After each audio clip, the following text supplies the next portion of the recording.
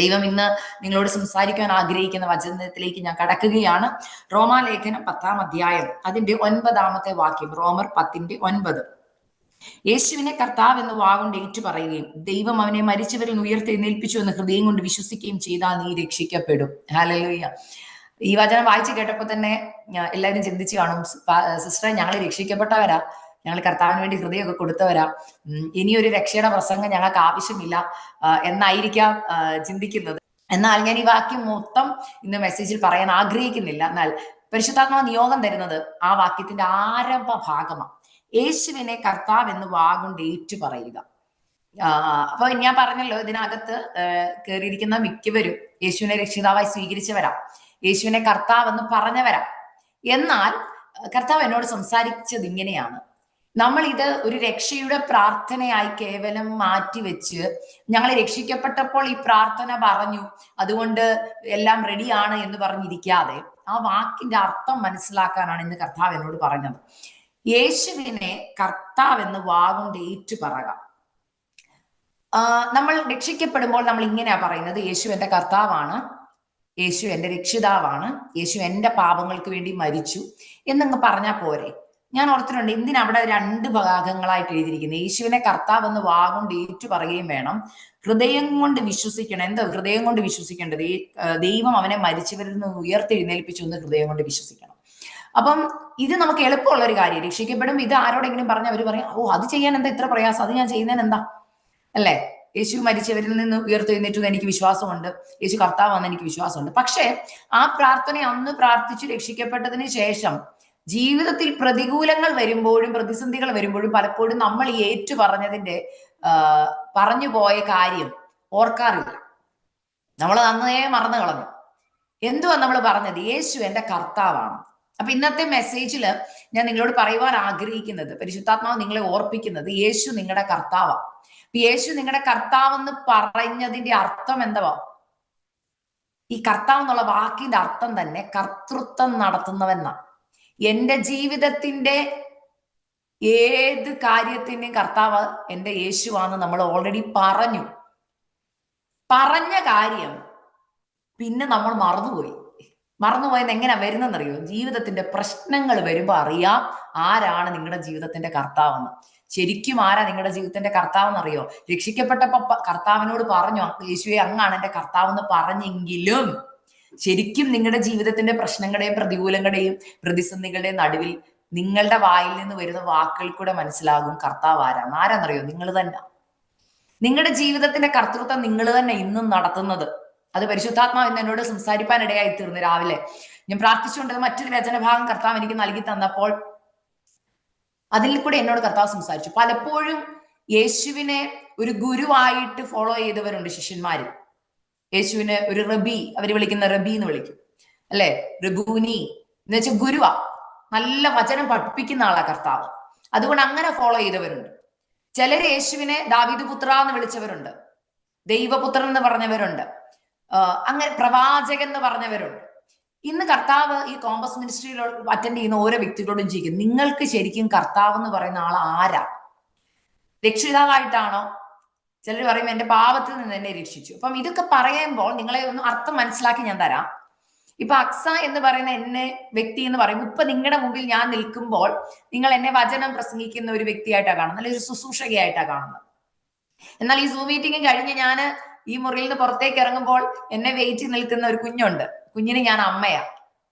കുഞ്ഞിനോട് ഞാനൊരു ശുശ്രൂഷകയായിട്ട് ചെന്നിട്ട് കാര്യമില്ല. കുഞ്ഞിന്റെ അടുക്കൽ ഞാൻ ചെന്നാൽ അവന് ഞാൻ അമ്മയാ. എന്നാൽ എന്റെ ഭർത്താവ് വരുമ്പോൾ ഞാൻ എന്റെ ഭർത്താവിന് ഭാര്യ. ജോലിയിൽ ചെല്ലുമ്പോൾ എനിക്ക് എന്റേതായ വ്യക്തിപരമായ റോളുകളൊക്കെ ഉണ്ട്, അല്ലെ?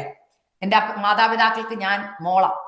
അപ്പം ഏത് രീതിയിൽ എന്നെ കാണണം എന്ന സാഹചര്യം വെച്ച് പോലെ ഇരിക്കും ഞാൻ.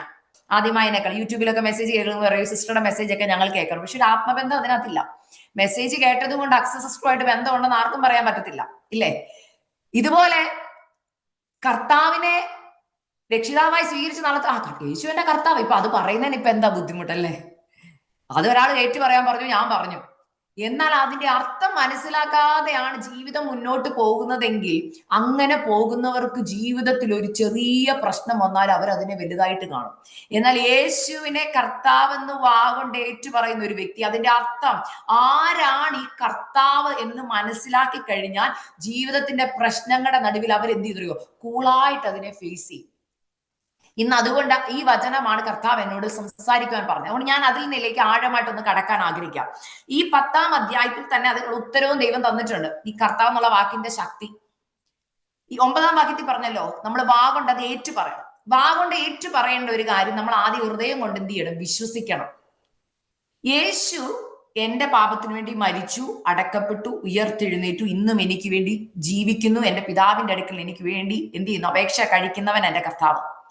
അതുപോലെ തന്നെ എന്റെ കർത്താവാണ്, എന്റെ കർത്തൃത്വം നടത്തുന്നവൻ. അതായത് രക്ഷിക്കപ്പെട്ട് ഹൃദയത്തിലേക്ക് യേശുവിനെ സ്വീകരിക്കുന്ന നിമിഷം തൊട്ട് കർത്താവേ എന്റെ ജീവിതത്തിന്റെ എല്ലാ വശങ്ങളും, അതായത് എന്റെ ആത്മീക വശം, എന്റെ ഭൗതിക വിഷയങ്ങൾ, എന്റെ ശാരീരിക വിഷയങ്ങൾ, എന്റെ കുടുംബം, എന്റെ തലമുറ, എന്റെ ഭാവി, എന്റെ ജീവിതം, സകലത്തിന്റെയും കർത്തൃത്വം എന്റെ കർത്താവാണെന്ന് നിങ്ങൾ അന്ന് പറഞ്ഞു കഴിഞ്ഞു. അതിന്റെ പ്രത്യേകത, ഇനി നിങ്ങൾക്ക് സ്വയമായി ഒരു തീരുമാനവും എടുക്കാൻ പറ്റത്തില്ലെന്നാ പറഞ്ഞതിന്റെ അർത്ഥം. എത്ര പേർക്ക് അതിന്റെ ആഴം മനസ്സിലാവുന്നുണ്ട്? ഇപ്പം ഭൂരിഭാഗം വ്യക്തികൾ ഇതിനകത്ത് വിവാഹം കഴിച്ചവരാന്ന് ഞാൻ വിശ്വസിക്കുന്നു. ഈ വിവാഹം കഴിച്ചവരോട് ഞാൻ ചോദിക്കട്ടെ, ഈ വിവാഹം കഴിക്കാൻ പോകുന്ന ദിവസം പ്രത്യേകിച്ച് പെൺകുട്ടികളോട് മാതാപിതാക്കൾ പറയുന്ന ഒരു കാര്യമുണ്ട് കേട്ടോ.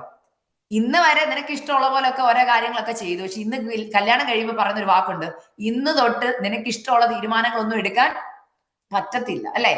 കല്യാണം കഴിച്ചു വിടുന്ന പെൺപിള്ളാരോട് അമ്മമാര് തലേ രാത്രിയിലും അതിന് മുമ്പൊക്കെ കൊടുക്കുന്ന ഒരു ക്ലാസ് ഉണ്ട്. എന്തുവാ കൊടുക്കുന്ന ക്ലാസ്? ഇന്ന് വരെയൊക്കെ നിനക്ക് ഇഷ്ടമുള്ളപ്പോൾ എഴുന്നേക്കാരും നിനക്ക് ഇഷ്ടമുള്ള കാര്യങ്ങൾ ചെയ്യായിരുന്നു, പക്ഷെ ഇന്ന് തൊട്ട് നിന്റെ കാര്യങ്ങളെല്ലാം ആര് തീരുമാനിക്കും? ഭർത്താവ് തീരുമാനിക്കും. അതുകൊണ്ടാണ് പെൺപിള്ളാരൊക്കെ വീട്ടിൽ വരുമ്പോൾ ചോദിക്കുന്നത്, നിന്റെ അച്ഛനോട് പറഞ്ഞിട്ടാണോ നീ വന്നത് എന്നൊക്കെ ചോദിക്കാറില്ല അമ്മമാര്, ഇല്ലേ? ഇഷ്ടമുള്ളപ്പോ വരാൻ പറ്റത്തില്ലല്ലോ, പറയും അച്ചാച്ചൻ സമ്മതിച്ചിട്ടാണോ വന്നത്, നീ അച്ചാച്ചനോട് പറഞ്ഞു. എന്ത് കാര്യം ചോദിക്കുമ്പോൾ അമ്മമാരെ ഒന്ന് ഓർമ്മിപ്പിക്കും പെൺപിള്ളാരെ. നിന്റെ കിട്ടിയവനോട് നീ ചോദിച്ചോന്ന് ചോദിക്കുമല്ലേ? എന്തിനത് ചോദിക്കുന്നേ? കാരണം അമ്മമാർക്കറിയാം ഇന്ന് വരെ ഞങ്ങളുടെ കയ്യിലായിരുന്നു, പക്ഷെ ഇന്ന് കർത്തൃത്വം ആർക്ക് കൊടുക്കുക? ഭർത്താവിന് കൊടുക്കുക. ഇന്ന് തൊട്ട് മോടെ കാര്യം ആരാ തീരുമാനിക്കുന്നത്? ഭർത്താവാ. അതിനെന്ത് ചെയ്യണം? ഭാര്യ ഒന്ന്, ആ പെൺകുഞ്ഞൊന്ന് വിധേയപ്പെട്ട് കൊടുക്കണം. ആ വിവാഹ ദിവസം, ആ വിവാഹത്തിന്റെ ഉടമ്പടി എടുക്കുന്ന സമയത്ത് അവൾ അവളുടെ ഇഷ്ടങ്ങളും ഇച്ഛകളും അവളുടെ ജീവിതത്തെ കംപ്ലീറ്റ് ആയിട്ട് ആ ഭർത്താവിന്റെ കരങ്ങളിൽ കൊടുത്തിട്ട് പറയും, ഇന്നു മുതൽ ഞാൻ അങ്ങക്ക് കീഴ്പ്പെട്ടിരുന്നോളാം, എന്റെ എല്ലാ തീരുമാനങ്ങളും ഇനിയും തൊട്ട് അച്ചാച്ചൻ എടുക്കുന്നെന്നാ പറയുന്നത്. അങ്ങനെയല്ലേ ശരിക്കും? അതുകൊണ്ട് ഞാൻ ഓർത്തിട്ടുണ്ട്, ഈ ഭർത്താവ് എന്നുള്ള പേരെങ്ങനെ വന്നെന്ന് തന്നെ ഞാൻ ഓർത്തിട്ടുണ്ട്. കർത്താവിന്റെ കായെടുത്ത് മാറ്റിയ ഭർത്താവ്. അപ്പൊ ഞാൻ ഓർത്തോടെ എങ്ങനെ ഈ ഭർത്താവും ഭാര്യ എന്നൊക്കെ പേര് വന്നത്. ഇപ്പഴാണ് എനിക്ക് അതിന്റെ ഈ ദിവസങ്ങളിൽ ഈ വചനം ധ്യാനിച്ചപ്പോഴായി ശരിക്കും അതിന്റെ അർത്ഥം എനിക്ക് മനസ്സിലായത്. ശരിക്കും ഭർത്താവ് എന്ന് പറയുന്ന ആളും കർത്തൃത്വം നടത്തുന്ന ആളാ. ഇനിയും തൊട്ട് ഈ പെൺകുട്ടിയുടെ എല്ലാ കാര്യവും ഭർത്താവാ ചെയ്തു കൊടുക്കേണ്ടത്. മനസ്സിലാവുന്നുണ്ടോ? അവർക്ക് സ്വയമായിട്ട് തീരുമാനങ്ങളില്ലെന്നല്ല ഞാൻ പറഞ്ഞത്, തീരുമാനങ്ങളുണ്ട്. എന്നാൽ ആ തീരുമാനങ്ങളെ ഭർത്താവുമായിട്ടൊന്ന് ഡിസ്കസ് ചെയ്യുമ്പോൾ ഏറ്റവും നല്ല രീതിയിൽ അതിനെ ബുദ്ധിപരമായും എന്തോ പറഞ്ഞ ഏറ്റവും നന്നായിട്ട് തീരുമാനങ്ങൾ എടുക്കാൻ ഭർത്താവ് ഒന്ന് സഹായിക്കും. ഇത് തന്നെ നമ്മുടെ കർത്താവായ യേശു ക്രിസ്തുവും ആഗ്രഹിക്കുന്ന. മോളെ, നീ എന്നെ സ്വന്തം രക്ഷിതാവായി സ്വീകരിച്ചപ്പോൾ നീ പോലും അറിയാതെ, അല്ലെങ്കിൽ ശരിക്കും പറഞ്ഞാൽ അറിഞ്ഞോണ്ടാ കൊടുക്കേണ്ടത്, പക്ഷെ ഇന്ന് അറിയാത്ത കുറെ പേര് ഇതിനകത്തുള്ളതുകൊണ്ട് ഞാൻ പറയുക, അറിയാതെ നിങ്ങൾ പറഞ്ഞൊരു കാര്യമുണ്ട്, കർത്താവ് ഇന്ന് തൊട്ട് അങ്ങാണ് എന്റെ കർത്താവ്, ഇന്ന് തൊട്ട് എന്റെ എല്ലാ കാര്യത്തിനും കർത്തൃത്വം അങ്ങ് എടുക്കും നമ്മൾ പറഞ്ഞു. പക്ഷെ സംഭവിക്കുന്നത് പലപ്പോഴും നമ്മൾ നമ്മുടെ ജീവിതത്തിന്റെ കർത്തൃത്വം ആർക്ക് കൊടുക്കുന്നില്ലെന്നറിയാമോ? കർത്താവിന് കൊടുക്കുന്നില്ല. അതെങ്ങനെയാണെന്ന് ഞാൻ പറയാം. കർത്താവിന് കർത്തൃത്വം കൊടുത്ത ആൾക്കാരുടെ ജീവിതവും അവരോട് ഒരു വാക്ക് സംസാരിച്ച് നമുക്ക് മനസ്സിലാവും. കാരണം ഏത് വലിയ പ്രശ്നത്തിന് മുമ്പിൽ അവർ കൂളായിട്ടിരിക്കും. കർത്താവ് ഏറ്റിട്ടുണ്ടെന്ന് പറയും. കർത്തൃത്വം കൊടുക്കാത്ത വ്യക്തികൾക്ക് ടെൻഷൻ അടിച്ച് നടക്കും. 10 രൂപയുടെ കുറവുണ്ടെങ്കിലും അയ്യോ ആകമാന ബ്ലഡ് പ്രഷർ ഒക്കെ കൂട്ടി ഭയങ്കര നെഞ്ചുവേദനയൊക്കെ വന്ന് കൈക്കും കാലിനും പെരുച്ചേര് പറഞ്ഞ കൈയും കാലൊക്കെ പെരുത്ത് വരും. എനിക്ക് ഈ വിഷയത്തെ എങ്ങനെ ഡീൽ ചെയ്യണം എന്നറിയാം. എന്തുകൊണ്ടാണ്? കർത്തൃത്വം കർത്താവിനെ കൊടുത്തിട്ടില്ല. കർത്തൃത്വം കൊടുത്ത വ്യക്തികൾ എങ്ങനെയാണെന്നറിയാവോ? ഉറപ്പോടെ നിൽക്കും. കർത്താവ് അറിയാതെ ഒന്നും ജീവിതത്തിൽ സംഭവിക്കത്തില്ലെന്ന് പറയും. മനസ്സിലായി ഞാൻ പറയുന്നത്? ഇപ്പൊ കർത്തൃത്വം കൊടുത്തിട്ടുണ്ടോ ഇല്ലയോ എന്ന് ഇന്ന് നിങ്ങളൊന്ന് ചിന്തിക്കണം. ഇതെന്നാ കൊടുത്തെന്ന് ഞാൻ നിങ്ങളെ ഓർപ്പിച്ചു. നിങ്ങൾ രക്ഷിക്കപ്പെട്ട ദിവസമാണ് ഈ കർത്തൃത്വം കൊടുത്തത് കർത്താവിന്. എന്റെ എല്ലാം അപ്പന്റെ കരങ്ങളിൽ ഞാൻ തരികയാണ്. ഇനി അതിന്റെ 12-ാമത്തെ വാക്യത്തിൽ ഇങ്ങനെ പറയുന്നു, എല്ലാവർക്കും കർത്താവ് ഒരുവൻ തന്നെ, ആർക്കും പ്രത്യേകതയില്ല. ദൈവമക്കളോടും കർത്താവ് പറയുക, മക്കളെ നിങ്ങളുടെ എല്ലാവരുടെയും കർത്താവ് ഞാൻ തന്നെയാ, ഒരുവൻ തന്നെ. അവൻ തന്നെ വിളിച്ചപേക്ഷിക്കുന്ന എല്ലാവർക്കും നൽകുവാൻ തക്കവണ്ണം സമ്പന്നനാകുന്നു. എന്ന് വെച്ചാൽ കർത്താവിന്റെ കർത്തൃത്വം, ഞാൻ ആ പറയുന്ന വാക്ക് എടുത്തൊന്നുകൂടെ പറയാ, ശ്രദ്ധിക്കണം എല്ലാവരും. കർത്താവിന്റെ കർത്തൃത്വം മനസ്സിലാക്കുന്ന ഒരു ദൈവ പൈതലിനോട് പറയുന്ന വാക്കാണ് ഇത്. അതുകൊണ്ട് എടുത്ത് പറഞ്ഞ എല്ലാവർക്കും കർത്താവ് ഒരുവൻ അവിടെ എടുത്തെഴുതിയത്. ഞാനാണ് നിങ്ങളുടെ കർത്താവ്. എന്റെ കർത്തൃത്വം മനസ്സിലാക്കുന്ന ഏതൊരു വ്യക്തി എന്നെ വിളിച്ചപേക്ഷിച്ചാൽ അവർക്ക് എന്തുണ്ട്? കൊടുക്കുവാനുള്ള സമ്പന്നത എന്റെ കയ്യിലുണ്ട്.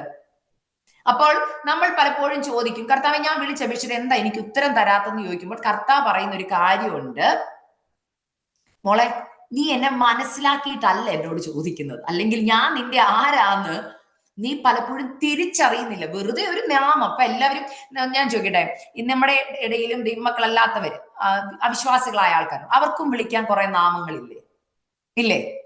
ഈ ശബരിമലയുടെ ഒക്കെ സമയത്ത് കണ്ടിട്ടുണ്ടോ? ഈ അയ്യപ്പ ഭക്തന്മാരൊക്കെ വിളിച്ചുകൊണ്ട് നടക്കുന്ന നിങ്ങൾ കണ്ടിട്ടുണ്ടാവില്ല. അവർക്കും ഒരു നാമമുണ്ട് അല്ലേ?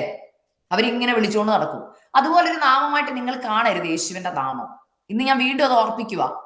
ദേവന്മാരുടെ പേര് പോലത്തെ ഒരു പേരല്ല നമ്മുടെ കർത്താവിന്റെ നാമം. അത് എത്ര പേരിന്ന് വിശ്വസിക്കുന്നുണ്ട്? യേശുവിന്റെ നാമത്തിന് ഒരു പ്രത്യേകതയുണ്ട്. ആ നാമത്തിന്റെ മുമ്പിൽ സകല ലോകത്തിലെയും അല്ലെങ്കിൽ എല്ലാ ശക്തികളും മുഴങ്കാലും അടക്കുന്ന കർത്താവിന്റെ നാമം. അല്ലല്ല, കർത്താവിന്റെ നാമമാണ് യേശുവിന്റെ നാമം. എന്നാൽ ആ നാമത്തിന്റെ ശക്തി തിരിച്ചറിഞ്ഞ് ആരാണെന്ന് മനസ്സിലാക്കി എന്റെ ജീവിതത്തിന്റെ എല്ലാ മേഖലകളിലും പ്രവർത്തിപ്പാൻ കഴിവുള്ളവനെയാണ് ഞാൻ വിളിക്കുന്നതെന്ന് മനസ്സിലാക്കി വിളിച്ചാൽ കർത്താവ് പറയാ, അങ്ങനെ വിളിക്കുന്നവർക്ക് ഞാൻ കൊടുക്കുന്നു. സാമ്പത്തിക ബുദ്ധിമുട്ട് അനുഭവിക്കുന്നവരോട് കർത്താവ് പറയുകയാണ്, ബുദ്ധിമുട്ട് അറിയുന്നവനാ നിന്റെ കർത്താവ്. പക്ഷെ കർത്താവ് പറയാം, എനിക്ക് ആ കർത്തൃത്വം തരണം. നിങ്ങളുടെ സാമ്പത്തികത്തിന്റെ കർത്തൃത്വം ആർക്ക് കൊടുക്കണം? കർത്താവിന് കൊടുക്കണം. അതായത് 30 ദിവസം ജോലി ചെയ്യുന്ന നിങ്ങൾ, സാലറി കിട്ടി. ഈ കിട്ടുമ്പോഴേ എത്ര പേര്, ഞാൻ ചോദിക്കുന്ന ഒരു കാര്യം, എത്ര പേര് സാലറി കൈ കിട്ടിക്കഴിഞ്ഞ ഉടനെ, നിങ്ങൾക്ക് ചിലപ്പോൾ ബാങ്ക് അക്കൗണ്ടിലോട്ടായിരിക്കാം വരുന്നത്, ഇപ്പൊ എല്ലാം അഡ്വാൻസ്ഡ് ആണല്ലോ, അല്ല കയ്യിൽ കിട്ടുന്നവർ കാണും. ബാങ്കിൽ കിട്ടിയാലും കൈ കിട്ടിയാലും ആ അക്കൗണ്ടിൽ ആ പൈസ വരുന്ന ആദ്യത്തെ സെക്കൻഡ് നിങ്ങൾ ആ നന്മയുടെ ആ സ്ക്രീനിലോട്ട് കൈ വെച്ചിട്ട്, കർത്താവെ ഇത്ര രൂപ എന്റെ അക്കൗണ്ടിൽ വന്നിട്ടുണ്ട്, ഞാൻ അപ്പനെ അറിയിക്കും. അപ്പൻ അറിയാം, എന്നാലും പറയും, കർത്താവെ ഇന്ന് തൊട്ട് ഈ സാമ്പത്തികത്തിന്റെ കർത്തൃത്വം ഞാൻ അപ്പന് തരികയാണ്. എന്റെ കർത്താവിന് ഇഷ്ടമില്ലാത്ത ഒരിടത്തേക്കും എന്റെ ഒരു നന്മ ഇതിനകത്തുനിന്ന് പോകരുത്. ഒരു രൂപ പോലും എന്റെ കർത്താവിന്റെ ഇഷ്ടമല്ലാത്തിടത്തേക്ക് എന്റെ നന്മ പോകരുതെന്നത് പ്രാർത്ഥിച്ചു തുടങ്ങി. എന്നിട്ട് പറഞ്ഞു, കർത്താവെ എന്റെ സാമ്പത്തികത്തിന്റെ കർത്തൃത്വം ഞാൻ അപ്പന്റെ കരങ്ങളിലേക്ക് തരുന്നു എന്ന് പറഞ്ഞു നോക്ക്. ഞാൻ പറയാം, വലിയ അത്ഭുതങ്ങളെ ഈ പ്രാർത്ഥന സൃഷ്ടിക്കും. എന്റെ ജീവിതത്തിൽ നടന്നതുകൊണ്ടാണ് ഞാൻ ഈ പറയുന്നത്. പലപ്പോഴും നമ്മളെ കർത്തൃത്വം അങ്ങ് ഏറ്റെടുക്കുക സാമ്പത്തികത്തിന്റെ. ഇപ്പൊ 10,000 രൂപ സാലറി കിട്ടിയാൽ പറയും, ആദ്യം കിട്ടുന്നതിന് മുമ്പേ പറയും, നാളെ സാലറി കിട്ടും, രാവിലെ വാടക കൊടുക്കണം, മറ്റേത് കൊടുക്കണം, വണ്ടിയുടെ CC അടയ്ക്കണം, കുഞ്ഞിന്റെ ഫീസ് കൊടുക്കണം. ഇതെല്ലാം നിങ്ങൾ അങ്ങ് ഡിസൈഡ് ചെയ്യും. എന്നിട്ട് പൈസ തികയാതെ വരും, പറയും കർത്താവെ തികയുന്നില്ല കേട്ടോ. അപ്പൊ കർത്താവ് ചോദിക്കും, തീർന്നു കഴിഞ്ഞപ്പോഴാണ് എന്നെ ഓർത്തത്. ശരിക്കും കർത്തൃത്വം ആർക്ക് കൊടുക്കണമെന്നറിയോ? കർത്താവിന് കൊടുക്കണം. കർത്താവിനോടൊന്ന് അഭിപ്രായം ചോദിച്ചു നോക്കി. വാടക കൊടുക്കണം കർത്താവിന്. അതിന്റെ അടുത്ത് കർത്താവ് വാടക കൊടുക്കരുതെന്ന് പറയത്തില്ല. എന്നാൽ കർത്താവ് പറയുന്ന ഒരു കാര്യമുണ്ട്, മക്കളെ നിങ്ങൾ ഇങ്ങനെയൊന്ന് ചെയ്യും, ദൈവം ബുദ്ധി പറഞ്ഞു തരും, ദൈവം ആലോചന പറഞ്ഞു തരും. അത് ആലോചന കേൾക്കണമെങ്കിൽ കർത്താവുമായിട്ട് ബന്ധം വേണമെന്ന്, കർത്താവിന്റെ കൂടെ നടക്കണമെന്ന്, കർത്താവുമായിട്ടൊന്ന് സംസാരിക്കണം. കർത്താവ് എന്റെ കയ്യിൽ ഇത്ര രൂപ കിട്ടും, ഞാൻ എന്ത് ചെയ്യണം? കർത്താവ് പറയാം. എന്നിട്ടാ പറഞ്ഞേ, എല്ലാവർക്കും കർത്താവ് ഒരു എന്നെ വിളിച്ചപേക്ഷിക്കുന്ന ഏവർക്കും നൽകുവാൻ തക്കവണ്ണം സമ്പന്നനാ. ഇന്ന് വരെ സാമ്പത്തിക നന്മകളുടെ കർത്തൃത്വം കർത്താവിന് കൊടുത്തിട്ടില്ലെങ്കിൽ ഇന്ന് കൊടുക്കണം. കർത്താവെ ആ ഏരിയ ഞങ്ങൾ തന്നിട്ടില്ല. ഇപ്പൊ ഉദാഹരണം ഞാൻ പറയാം, ഒരു വീട് നിങ്ങൾ മേടിച്ചു, ഒരു വീട് നിങ്ങൾ ഒരു പുതിയൊരു വീട് ഒരാൾ പണിതു, ആ പണിത് അവരവിടെ താമസിക്കുമായിരുന്നു. അവരിൽ നിന്നാണ് നിങ്ങൾ ആ വീട് മേടിക്കുന്നെന്നിരിക്കട്ടെ, ഓണറിന്റെ കയ്യിൽ നിന്ന്. നിങ്ങൾ പോയി വീടിന്റെ ഓണർഷിപ്പ് എഴുതി മേടിച്ചപ്പോ വീട് മൊത്തമായിട്ടാണ് മേടിച്ചത് അല്ലേ? നിങ്ങൾ മൊത്തം തുക കൊടുത്ത് മേടിച്ചു. എന്നാൽ നിങ്ങൾ മേടിച്ച് താക്കോല് തരുന്ന ദിവസം നിങ്ങൾ ആ വീട്ടിലേക്ക് ചെല്ലുമ്പോൾ ആ വീടിന്റെ ഓണർ പറയുക, വീട് മൊത്തം പൈസ തന്നു ശരിയാ, കീ തരുന്നതിന് മുമ്പ് നിങ്ങൾക്ക് സിറ്റ് ഔട്ടിൽ ഇരിക്കാം, ലിവിംഗ് റൂമിലും ഇരിക്കാം, ഡൈനിങ് ടേബിളിലും ഇരിക്കാം, കിച്ചണിലും ഇരിക്കാം, ഒരു ബെഡ്റൂം തരും, ബാക്കി ബെഡ്റൂം ഒക്കെ എന്റെയാ. മനസ്സിലാകുന്നുണ്ടോ? അപ്പൊ നിങ്ങൾ ചോദിക്കും അതെങ്ങനെയാ, ഞങ്ങൾ വീടിന് മൊത്തമല്ലേ പേയ്മെന്റ് തന്നത്. അതെ, പക്ഷേ ഇത്രേ തരത്തുള്ളൂ, ഇത്രയും റൂമുകളെ നിങ്ങൾക്ക് ഉപയോഗിക്കാൻ പറ്റുള്ളൂ എന്ന് പറഞ്ഞാൽ നമുക്ക് ആർക്കെങ്കിലും സമ്മതമാകുമോ? നമുക്ക് സമ്മതമല്ലല്ലേ? എന്തുകൊണ്ടാ? നമ്മളിത് മൊത്തമായിട്ടാണ് മേടിച്ചു. ഇതുപോലെ കർത്താവിനെ സ്വന്തം രക്ഷിതാവായി സ്വീകരിച്ചപ്പോൾ നമ്മുടെ മുഴുവൻ കർത്താവിന് കൊടുത്തു. നിങ്ങൾ അറിയാതെ കൊടുത്തെങ്കിൽ ഇന്ന് ഓർത്തണം, നിങ്ങൾ ഇതൊന്ന് തിരിച്ചറിയണം. യേശുവിനെ സ്വന്തം രക്ഷിതാവായി സ്വീകരിച്ചപ്പോൾ നിങ്ങളുടെ ജീവിതത്തിന്റെ മുഴുവൻ നിങ്ങൾ കർത്താവിന് കൊടുത്തു. ശാരീരികം, മാനസികം, ആത്മീകം, ഭൗതികം, സാമൂഹികമായ എല്ലാ മേഖലകളും കൂടെ കർത്താവ് മേടിച്ചത് നിങ്ങളെ വില കൊടുത്ത് മേടിക്കുമായിരുന്നു. നമ്മുടെ ആത്മീകത മാത്രമാണ് നിങ്ങൾ കൊടുത്തെങ്കിൽ, അതായത് എന്റെ ആത്മാവിനെ മാത്രമേ ഞാൻ കർത്താവിന് കൊടുക്കുന്നുള്ളൂ, എന്റെ ഭർത്താവിനെ കൊടുക്കത്തില്ല, എന്റെ മക്കളെ കൊടുക്കത്തില്ല, എന്റെ സാമ്പത്തികം കൊടുക്കത്തില്ല, മറ്റൊന്നും കൊടുക്കത്തില്ലെന്ന് പറഞ്ഞാൽ ആ വിഷയത്തിൽ കർത്താവ് പ്രവർത്തിക്കത്തുമില്ല. ഞാൻ ഇന്ന് പറയുക, ഇന്ന് ചിലർക്ക് ആ രഹസ്യം ഞാൻ ഒന്ന് വെളിപ്പെടുത്തി തരിക. എന്തുകൊണ്ടാണ് ഈ വിഷയത്തിൽ വിടുതലില്ലാത്തത് പറഞ്ഞ കാരണം കർത്താവ് പറയും, മക്കളെ നീ എനിക്ക് ആ കർത്തൃത്വം തന്നിട്ടില്ല. ശരിക്കും കർത്താവ് നമ്മളെ എങ്ങനെ വീണ്ടെടുത്തെന്ന് ചിന്തിക്കും. ഞാൻ ചോദിക്കട്ടെ, പത്രോസിനോട് പറഞ്ഞു, നീ എന്റെ പുറകെ വാ, നീ എന്നെ ഫോളോ ചെയ്താൽ നിന്നെ മനുഷ്യരെ പിടിപ്പിക്കുന്നവരാക്കും. പത്രോസും ശിശുമാരൊക്കെ യേശുവിനെ പിന്തുടർന്നപ്പോ പറയുക, എനിക്ക് നിങ്ങളുടെ ആത്മീയത മാത്രമേ അറിയത്തുള്ളൂ എന്ന് ചിന്തിച്ചിരുന്നെങ്കിൽ അവരുടെ വിശപ്പ് എന്തെങ്കിലും കർത്താവ് മാറ്റുമായിരുന്നോ? അവർ കർത്താവിനെ എങ്ങനെ വിളിച്ചത് കണ്ടിട്ടുണ്ടോ? നിങ്ങൾ വചനങ്ങൾ, സുവിശേഷങ്ങളൊക്കെ വായിക്കുമ്പോൾ അറിയാം, കർത്താവേ കർത്താവേ എന്ന് വിളിച്ചാ അവര് യേശുവിനെ പിന്തുടർന്ന, അല്ലേ? കർത്താവേ എന്ന് വിളിച്ച് ആരൊക്കെ പ്രാർത്ഥിച്ചിട്ടുണ്ടോ? ഞാൻ കണ്ടിട്ടുണ്ട്. കർത്താവേ എന്ന് വിളിച്ച് പ്രാർത്ഥിച്ചവർക്കൊക്കെ വിടുതൽ അപ്പം കൊടുത്തിട്ടുണ്ട് കർത്താവ്. കാരണം എന്തറിയോ? വിളിക്കുന്നുണ്ട്. ഇങ്ങനെ ആശ്രയിക്കുക പ്രാർത്ഥനയുടെ അർത്ഥം, എന്റെ ജീവിതത്തിന്റെ കർത്തൃത്വം നടത്തുന്നവനെ എനിക്ക് ഈ കാര്യം ചെയ്തു തരാനാ പറയുന്നത്. ശരിക്കും ആ വാക്കിന്റെ അർത്ഥം മനസ്സിലാക്കിയോ നിങ്ങള്?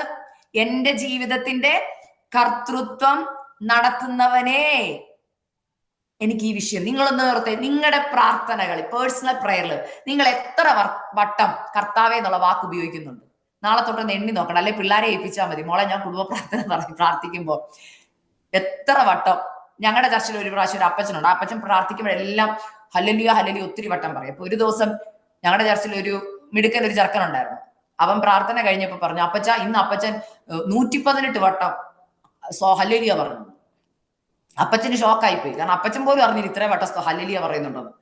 അപ്പൊ പിള്ളേരൊക്കെ എണ്ണും, പിള്ളേർക്ക് ഇഷ്ടമാണ്. ചില പാസ്റ്റർമാരുടെ മെസ്സേജിനകത്ത് ചില സ്തോത്രം ഒക്കെ എണ്ണും. അങ്ങനെയൊക്കെ പറയുന്നവർ ഞാൻ കണ്ടിട്ടുണ്ട്. ഗ്ലോറി ഒക്കെ എണ്ണുന്നവരെയൊക്കെ ഞാൻ കേട്ടിട്ടുണ്ട്.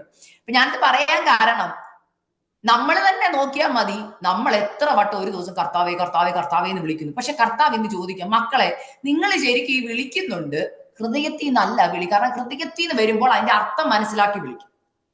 മനസ്സിലായോ? നിങ്ങൾക്ക് ആ ഞാൻ പറയുന്ന ആ അർത്ഥം അതുപോലെ നിങ്ങളുടെ ഹൃദയങ്ങളിലേക്ക് കയറണം കേട്ടോ. അതുകൊണ്ട് ഇത്രയും ശാന്തമായി നിങ്ങൾക്ക് പറഞ്ഞു തരുന്നത്. യേശുവേ കർത്താവേ കർത്താവേ കർത്താവ് ചോ എനിക്ക് നാളെ പൈസ തരണേ കർത്താവേ, എന്റെ മക്കളുടെ ഭാവി കിടക്കണം, ഇങ്ങനെ പ്രാർത്ഥിക്കുക കർത്താവ് ചോദിക്കുക. അതൊരു ശരിക്കും പറഞ്ഞ ഇന്ന് പെന്തക്കോസ്തുകാർ ഏറ്റവും ഉള്ള പ്രാർത്ഥന കർത്താവേ കർത്താവേ എന്ന് വിളിക്കുന്നത് ഒരു എന്താ പറഞ്ഞ ജൽപ്പനമായിട്ട് മാറി. അർത്ഥം അറിയാതെ പ്രാർത്ഥിക്കുന്ന പലരും.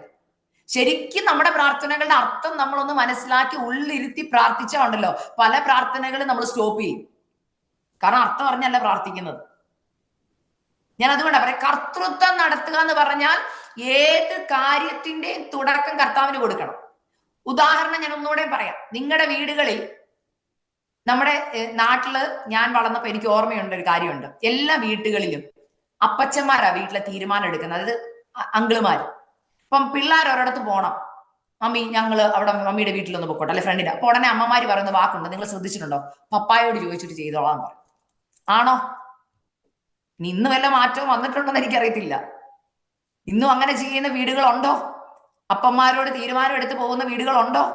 അത് അനുഗ്രഹം കേട്ടോ, അല്ലാതെ തീരുമാനങ്ങൾ എടുക്കരുത്. അപ്പനെയും അമ്മയും ദൈവം തന്നിരിക്കുന്നത് മക്കളുടെ കാര്യങ്ങൾ ഏറ്റവും നന്നായി ചെയ്യാനാ. ഇപ്പൊ ഭാര്യമാര് പറയും പപ്പായോട് ചോദിച്ചിട്ട് പൊക്കോളാൻ പറയും മക്കളോട്, ഇല്ലേ? ഭാര്യമാർക്ക് എന്തെങ്കിലും വേണമെങ്കിലോ അച്ചായനോട് പോയി ചോദിക്കും. എന്തുകൊണ്ടാ? ആ വീടിന്റെ നിയന്ത്രണം മുഴുവൻ ആ ഭർത്താവിന്റെ കയ്യിലാ. അപ്പം തീരുമാനം എടുക്കുന്നതിന് മുമ്പ് ചോദിക്കണം. ഇനി രണ്ടാമത്തെ പോയിന്റിലേക്ക് ഞാൻ വരും. സാമ്പത്തികത്തിന്റെ വിഷയം ഞാൻ പറഞ്ഞു, കർത്തൃത്വം കർത്താവിന് കൊടുക്കണമെന്ന്. അപ്പൊ കർത്താവ് പറഞ്ഞു തരും എങ്ങനെ അത് ഉപയോഗിക്കണമെന്ന്. 2, ഇപ്പം ഞാൻ അതിന് മുമ്പ് രണ്ടാമത്തെ പോയിന്റിലേക്ക് കയറുന്നതിന് മുമ്പ് ഈ ഒന്നാമത്തെ പോയിന്റിൽ ഒരു ഉദാഹരണം നിങ്ങൾക്കൊന്ന് പെട്ടെന്ന് പറഞ്ഞാൽ നിങ്ങൾക്ക് മനസ്സിലാവും. പത്രോസിനും യേശുവിനും കരം കൊടുക്കണം. പത്രോസ് കർത്താവിന്റെ പുറകെയാണ് കർത്താവെ കർത്താവെ എന്ന് വിളിച്ചാണ് നടക്കുന്നല്ലേ. കർത്താവെ കരം കൊടുക്കണം, എന്തുവാ ചെയ്യണ്ടേ? അപ്പൊ അവൻ പറയുന്ന അതിന്റെ അർത്ഥം, കർത്താവെ എന്റെ സാമ്പത്തികത്തിന്റെ കർത്തൃത്വം അങ്ങയ്ക്കാ, എന്തുവാ ഞാൻ ചെയ്യേണ്ടെന്ന്? എന്റെ സാമ്പത്തികത്തിന്റെ കർത്തൃത്വം അങ്ങയുടെ കയ്യിലാ, ഞാൻ എന്തുവാ ചെയ്യേണ്ടെന്ന് ചോദിച്ചപ്പോൾ കർത്താവ് പറയാ, നീ എനിക്ക് തന്നല്ലേ കർത്തൃത്വം, ഒരു കാര്യം ചെയ്യ്, ഞാൻ ചെയ്യാം. ഒറ്റ കാര്യം നീ ചെയ്താൽ മതി, പോയി ഒരു ചൂണ്ട ഇട്ടാൽ മതി കടലിൽ. എന്ത് കിട്ടും? ഒരു മീനെ കിട്ടും. ആരൊക്കെ തങ്ങളുടെ പടകും തങ്ങളുടെ സാമ്പത്തിക വിഷയങ്ങളുടെയും കർത്തൃത്വം കർത്താവിന് കൊടുത്തിട്ടുണ്ട്, കർത്താവ് ബുദ്ധി പറഞ്ഞു തരും. കർത്താവ് പറയുന്ന ബുദ്ധി എന്ന് പറയുന്നത് മനുഷ്യന് ചിന്തിക്കാൻ പറ്റുന്നതിനും അപ്പുറമായ ബുദ്ധിയാണ്. ഞാൻ പറയുന്നത് മനസ്സിലാവുന്നുണ്ടോ? നിങ്ങളുടെ ഹൃദയങ്ങളിലേക്ക് അത് ആഴമായി കയറണം. സാമ്പത്തിക ബുദ്ധിമുട്ടിനകത്ത്, കടത്തിനകത്ത് കഷ്ടപ്പെടുന്നവരോട് കർത്താവ് പറയാം, മക്കളെ എനിക്ക് പ്രവർത്തിക്കാൻ കഴിയാത്തതല്ല, കാരണം കർത്തൃത്വം തന്നിട്ടില്ല. ഇല്ലെങ്കിൽ നമ്മൾ കർത്തൃത്വം കൊടുത്തു എന്ന് പറഞ്ഞിട്ട് കർത്താവിനെ പഠിപ്പിക്കുന്നവരുണ്ട്. കർത്താവ് 10,000 രൂപ സാലറി കിട്ടി, പക്ഷെ എനിക്ക് ഇന്നത് ചെയ്യണം, അങ്ങനെ ചെയ്യണം, അതൊക്കെ ചെയ്യണം, ഇതൊക്കെ ചെയ്ത് കഴിയുമ്പോൾ ഇത്ര രൂപയുള്ളൂ വെച്ച് അങ്ങോട്ട് നമ്മൾ പഠിപ്പിക്കുക. അങ്ങനല്ല. ഇന്ന് തൊട്ട് കർത്താവിനോട് ചോദിക്കണം, അപ്പാ ഞാൻ എന്തുവാ ആദ്യം ചെയ്യേണ്ടത്? വാടക കൊടുക്കണം, ഇതൊക്കെ കർത്താവിന് അറിയാലോ, പക്ഷെ ഞാൻ ഇതിനകത്ത് ആദ്യം ഈ നന്മ കൊണ്ട് ഞാൻ എന്താ ചെയ്യേണ്ടത്? കർത്താവ് പറഞ്ഞു തരും. കർത്താവ് പറയുന്നത് പോലെ പൈസ അങ്ങോട്ട് ചെലവാക്കാൻ തുടങ്ങിയുണ്ടല്ലോ, ഞാൻ പറയാം, നിങ്ങൾ അത്ഭുതങ്ങളെ കാണാൻ തുടങ്ങും. എന്റെ ജീവിതത്തിൽ അനുഭവത്തിന്ന ദൈവമക്കളെ ഞാൻ ഈ പറയുന്നത്. ഞാൻ നാട്ടിൽ നഴ്സിംഗിൽ ജോലി ചെയ്തോണ്ടിരുന്ന, നഴ്സായിട്ട് ജോലി ചെയ്യുന്ന സമയത്ത് എനിക്ക് ഓർമ്മയുണ്ട്, ഞാൻ ട്യൂട്ടർ ആയിരുന്ന സമയത്ത് എന്റെ ആദ്യത്തെ സാലറി 4,680 രൂപയാണ്. പലപ്പോഴും എന്റെ വീട്ടിലെ ചെലവും, അനീതിമാരുടെ ഫീസ്, വീടിന്റെ വാടക, ചർച്ചിന്റെ വാടക എല്ലാം കൂടെ തികയണമെങ്കിൽ എനിക്കിന്നും ഓർമ്മയുണ്ട്, 7,500 8,000 രൂപയ്ക്ക് അടുത്ത് വരും. പക്ഷെ സാലറി 4,600 ഉള്ളൂ. എന്നാൽ എന്റെ മമ്മി എന്നോട് ഒരു ദിവസം പറഞ്ഞൊരു കാര്യമുണ്ട്, മോനെ, സാമ്പത്തിക നന്മകളുടെ ഭദ്രത കർത്താവിന്റെ കാര്യങ്ങളെ, കർത്താവ് തന്നാലേ ഉള്ളൂ. ഞാൻ അന്ന് എടുത്തൊരു തീരുമാനമുണ്ട്, കർത്താവ് എനിക്ക് ആദ്യം ജോലി കിട്ടുന്ന ആദ്യത്തെ മുഴുവൻ സാലറി ഞാൻ കർത്താവിന്റെ വേലയ്ക്ക് വേണ്ടി കൊടുക്കും. ദൈവമക്കളെ, ഈ തീരുമാനം എടുക്കുമ്പോ ഈസി അല്ലായിരുന്നു കേട്ടോ. കാരണം എന്റെ ജോലി ഒന്ന് കിട്ടി സാലറി കിട്ടാൻ വെയിറ്റ് ചെയ്യുക, വീടിന്റെ വാടക കൊടുക്കാനും എല്ലാം. എന്നാൽ ആദ്യം സാലറി കിട്ടിയപ്പോ ഞാൻ കർത്താവ്, ഞാൻ 1 രൂപ പോലും എടുക്കത്തില്ല. ഇത് ഞാൻ അങ്ങോട്ട് പറയാൻ കാരണം, ഞാൻ പ്രാർത്ഥിച്ചുകൊണ്ടിരുന്നപ്പോ കർത്താവ് എന്നോട് ചോദിച്ചു, നിന്നെ നഴ്സിംഗിന് വിട്ടത് ഞാനല്ലേ? ഞാൻ പറഞ്ഞ അതെ കർത്താവ്. ലോൺ തന്നത് ഞാനല്ലേ? നിങ്ങൾക്ക് എന്റെ ടെസ്റ്റ് മണി അറിയാമല്ലോ. അതെ. ഇതുവരെ നിന്നെ നടത്തിയത് ഞാനല്ലേ? ഞാൻ പറഞ്ഞു കർത്താവെ അതെ. അങ്ങനെയെങ്കിൽ എന്നോട് ആദ്യം ചോദിച്ചു, നിനക്ക് ആദ്യം കിട്ടുന്ന നിനക്ക് എനിക്ക് തരാൻ പറ്റുമോ എന്ന് ചോദിച്ചു. അതായത് നമുക്ക് ഇങ്ങോട്ട് മേടിക്കാൻ ഭയങ്കര ഇഷ്ടമാണ്. കർത്താവ് ഒരു 10 ലക്ഷം രൂപ ഇങ്ങോട്ട് നിങ്ങൾക്ക് തരുവാന്ന് പറഞ്ഞാൽ നിങ്ങൾ എത്ര പേര് സന്തോഷിക്കും, ഇല്ലേ? കർത്താവ് പറയും, മോളെ നാളെ നിനക്ക് രാവിലെ 10 മണിയാകുമ്പോൾ ഒരു 10 ലക്ഷം രൂപ തരും. ആരെങ്കിലും വേണ്ടാന്ന് പറയുന്നവർ ഇതിനകത്ത് കാണുമോ? 10 ഉള്ളോന്ന് ചോദിക്കുന്നവരായിരിക്കും, ഇല്ലേ? ഒരു 15 കിട്ടിയിരുന്നേ കൊള്ളായിരുന്നു, അല്ലേ?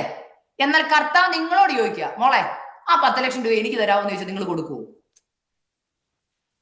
ബുദ്ധിമുട്ടാ, കാരണം നമുക്ക് മേടിക്കാനേ ഇഷ്ടം. ഇത് കർത്താവ് എന്നെ പഠിപ്പിച്ചത്, ഞാൻ പറഞ്ഞു, എന്റെ ആദ്യത്തെ സാലറി കിട്ടിയപ്പോൾ കർത്താവ് എന്നോട് ചോദിച്ചു, മോളെ ഞാൻ നിനക്ക് ഇത്ര പക്ഷെ കർത്താവ് പറഞ്ഞത്, ഞാൻ പറയുന്നവർക്ക് നീ ആ നന്മ കൊടുക്കണം. എന്റെ വേലയിലായിരിക്കുന്ന ദൈവദാസന്മാർക്ക് നീ ആ നന്മ കൊടുക്കണമെന്ന് പറഞ്ഞു. ആദ്യം തീരുമാനം എടുത്തപ്പോൾ എളുപ്പമായിരുന്നു, പക്ഷെ സാലറി കയ്യിലോട്ട് അങ്ങോട്ട് കിട്ടിക്കഴിഞ്ഞപ്പോ ആദ്യത്തെ സാലറി മനസ്സിനൊരു ചഞ്ചലപ്പൊക്കെ വരാൻ തുടങ്ങി.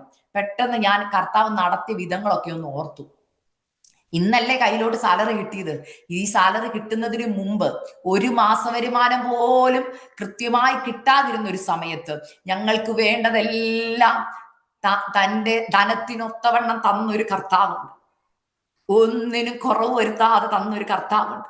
മനസ്സിലാവുന്നുണ്ടോ? കൃത്യമായി മാസ വരുമാനം ഉള്ളപ്പോൾ നമുക്കൊരു ഉറപ്പുണ്ട്, 30-ാം തീയതി സാലറി കയറുമെന്ന്.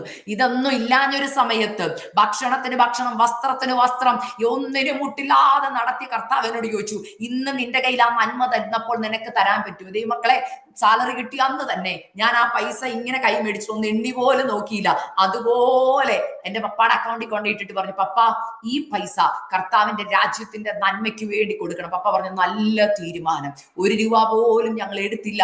ഫുള്ള് ദൈവ നാമമഹത്വത്തിന് വേണ്ടി നോർത്ത് ഇന്ത്യയിലും അതുപോലെ കഷ്ടപ്പെടുന്ന ദൈവ മക്കൾക്ക് വേണ്ടി ആ നന്മ കൊടുത്തു. ഞാൻ ഒരു കാര്യം പറയാം ദൈവമക്കളെ, ഇന്ന് ഞാൻ ജോലി ചെയ്യുന്നില്ല, എന്നാൽ ഞാൻ ഇത് പറയാൻ കാരണം, എന്ന് ആ നന്മയുടെ കർത്തൃത്വം കർത്താവിന് കൊടുത്തോ അന്ന് തൊട്ട് എന്റെ ജീവിതത്തിന്റെ മുഴുവൻ കാര്യങ്ങൾ എന്റെ കർത്താവ് ഏറ്റെടുത്തെന്ന് പറയാൻ എനിക്ക് ഇന്ന് കഴിഞ്ഞ് ഞാൻ നിങ്ങളോട് എന്റെ ടെസ്റ്റിമണി പറഞ്ഞിട്ടുള്ള എന്റെ വിവാഹം എങ്ങനെ നടന്നത്.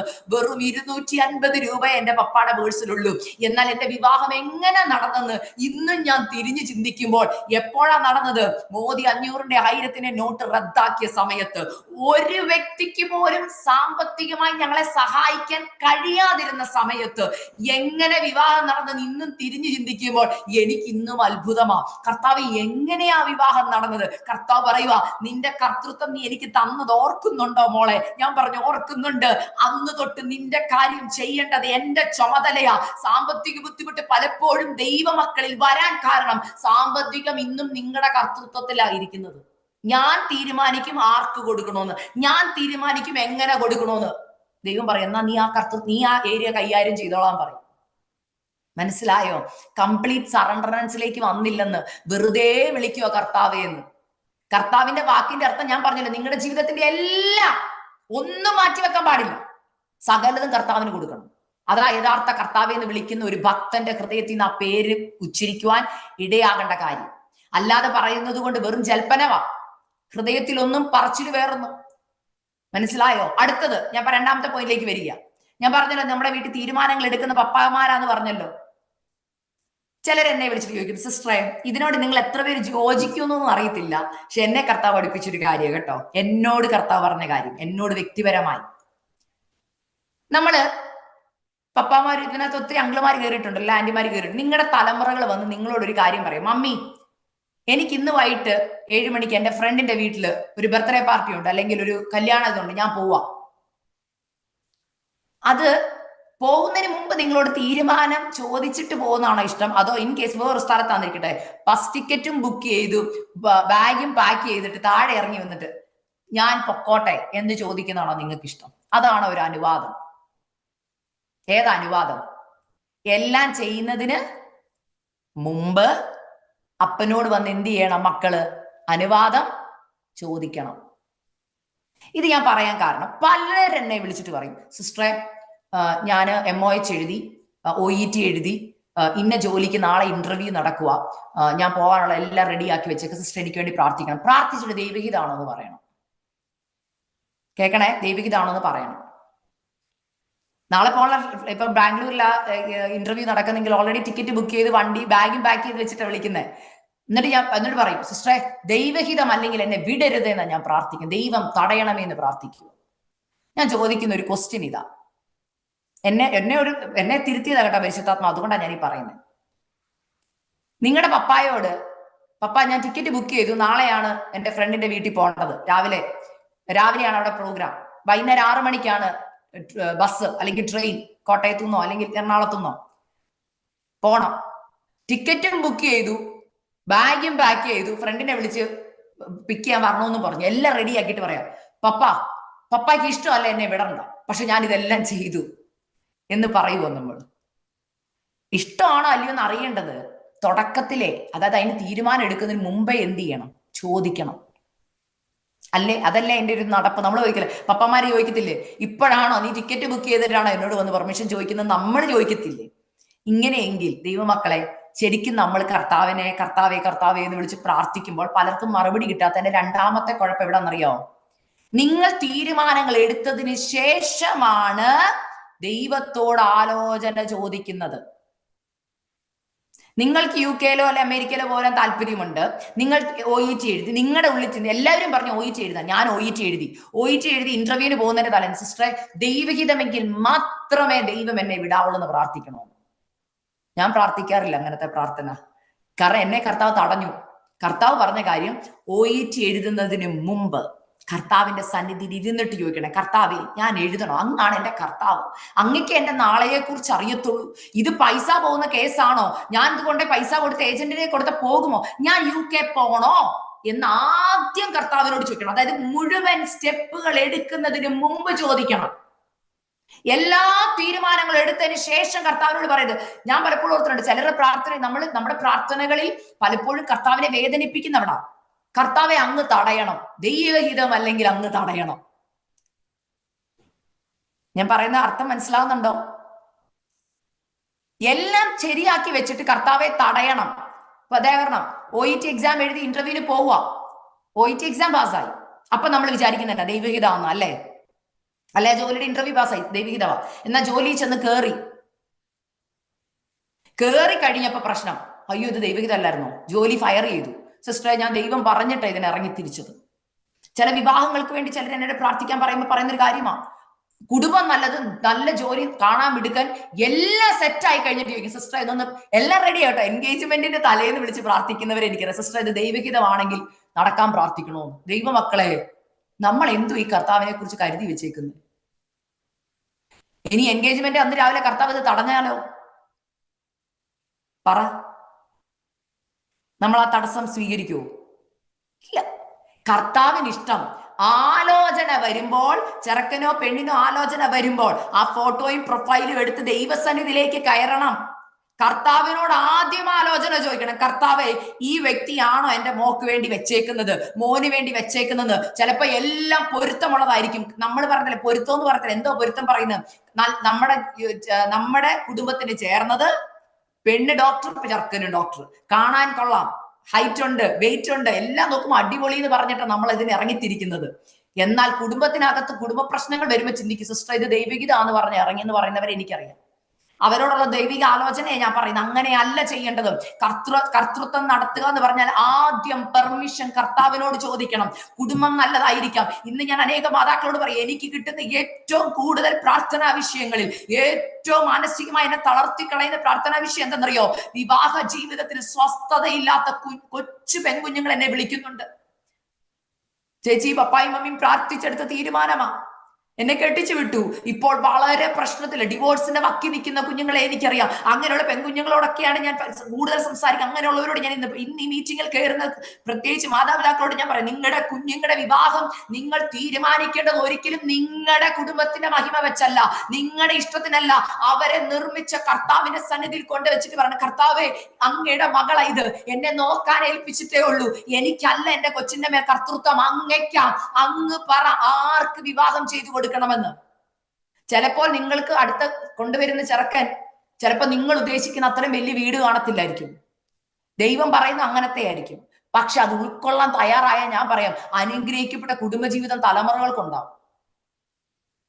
എന്നാൽ പൈസയുണ്ട്, വലിയ വീടുണ്ട്, വലിയ കമ്പനിയിലെ ജീവനക്കാരനായിരിക്കും, ഒക്കെ ആയിരിക്കാം. നമ്മൾ നോക്കുമ്പോൾ നമ്മുടെ സ്റ്റാറ്റസിന് പറയാനുണ്ട് പലരോടും, അയ്യോ എന്റെ മോളെ ഇന്ന വീട്ടിലാ കെട്ടിച്ച്, എന്റെ മോനെ ഇന്ന വീട്ടിലാ കെട്ടിച്ച്. പക്ഷെ ഞാനൊരു കാര്യം പറയാം, ഇതിനകത്ത് മറഞ്ഞു കിടക്കുന്നത് ദൈവത്തിന് ഹിതമല്ലാത്ത ബന്ധങ്ങളിൽ ചെന്ന് കുഞ്ഞുങ്ങൾ ചാടിക്കഴിഞ്ഞിട്ട് പിന്നെ കിടന്ന് കരയാൻ പറ്റുന്നതിനേക്കാൾ ഏറ്റവും നല്ലത് ദൈവസന്നിധി ആദ്യം ആ വിവാഹ ബന്ധത്തെ കർത്താവിന്റെ കരങ്ങളിൽ കൊടുക്കണം.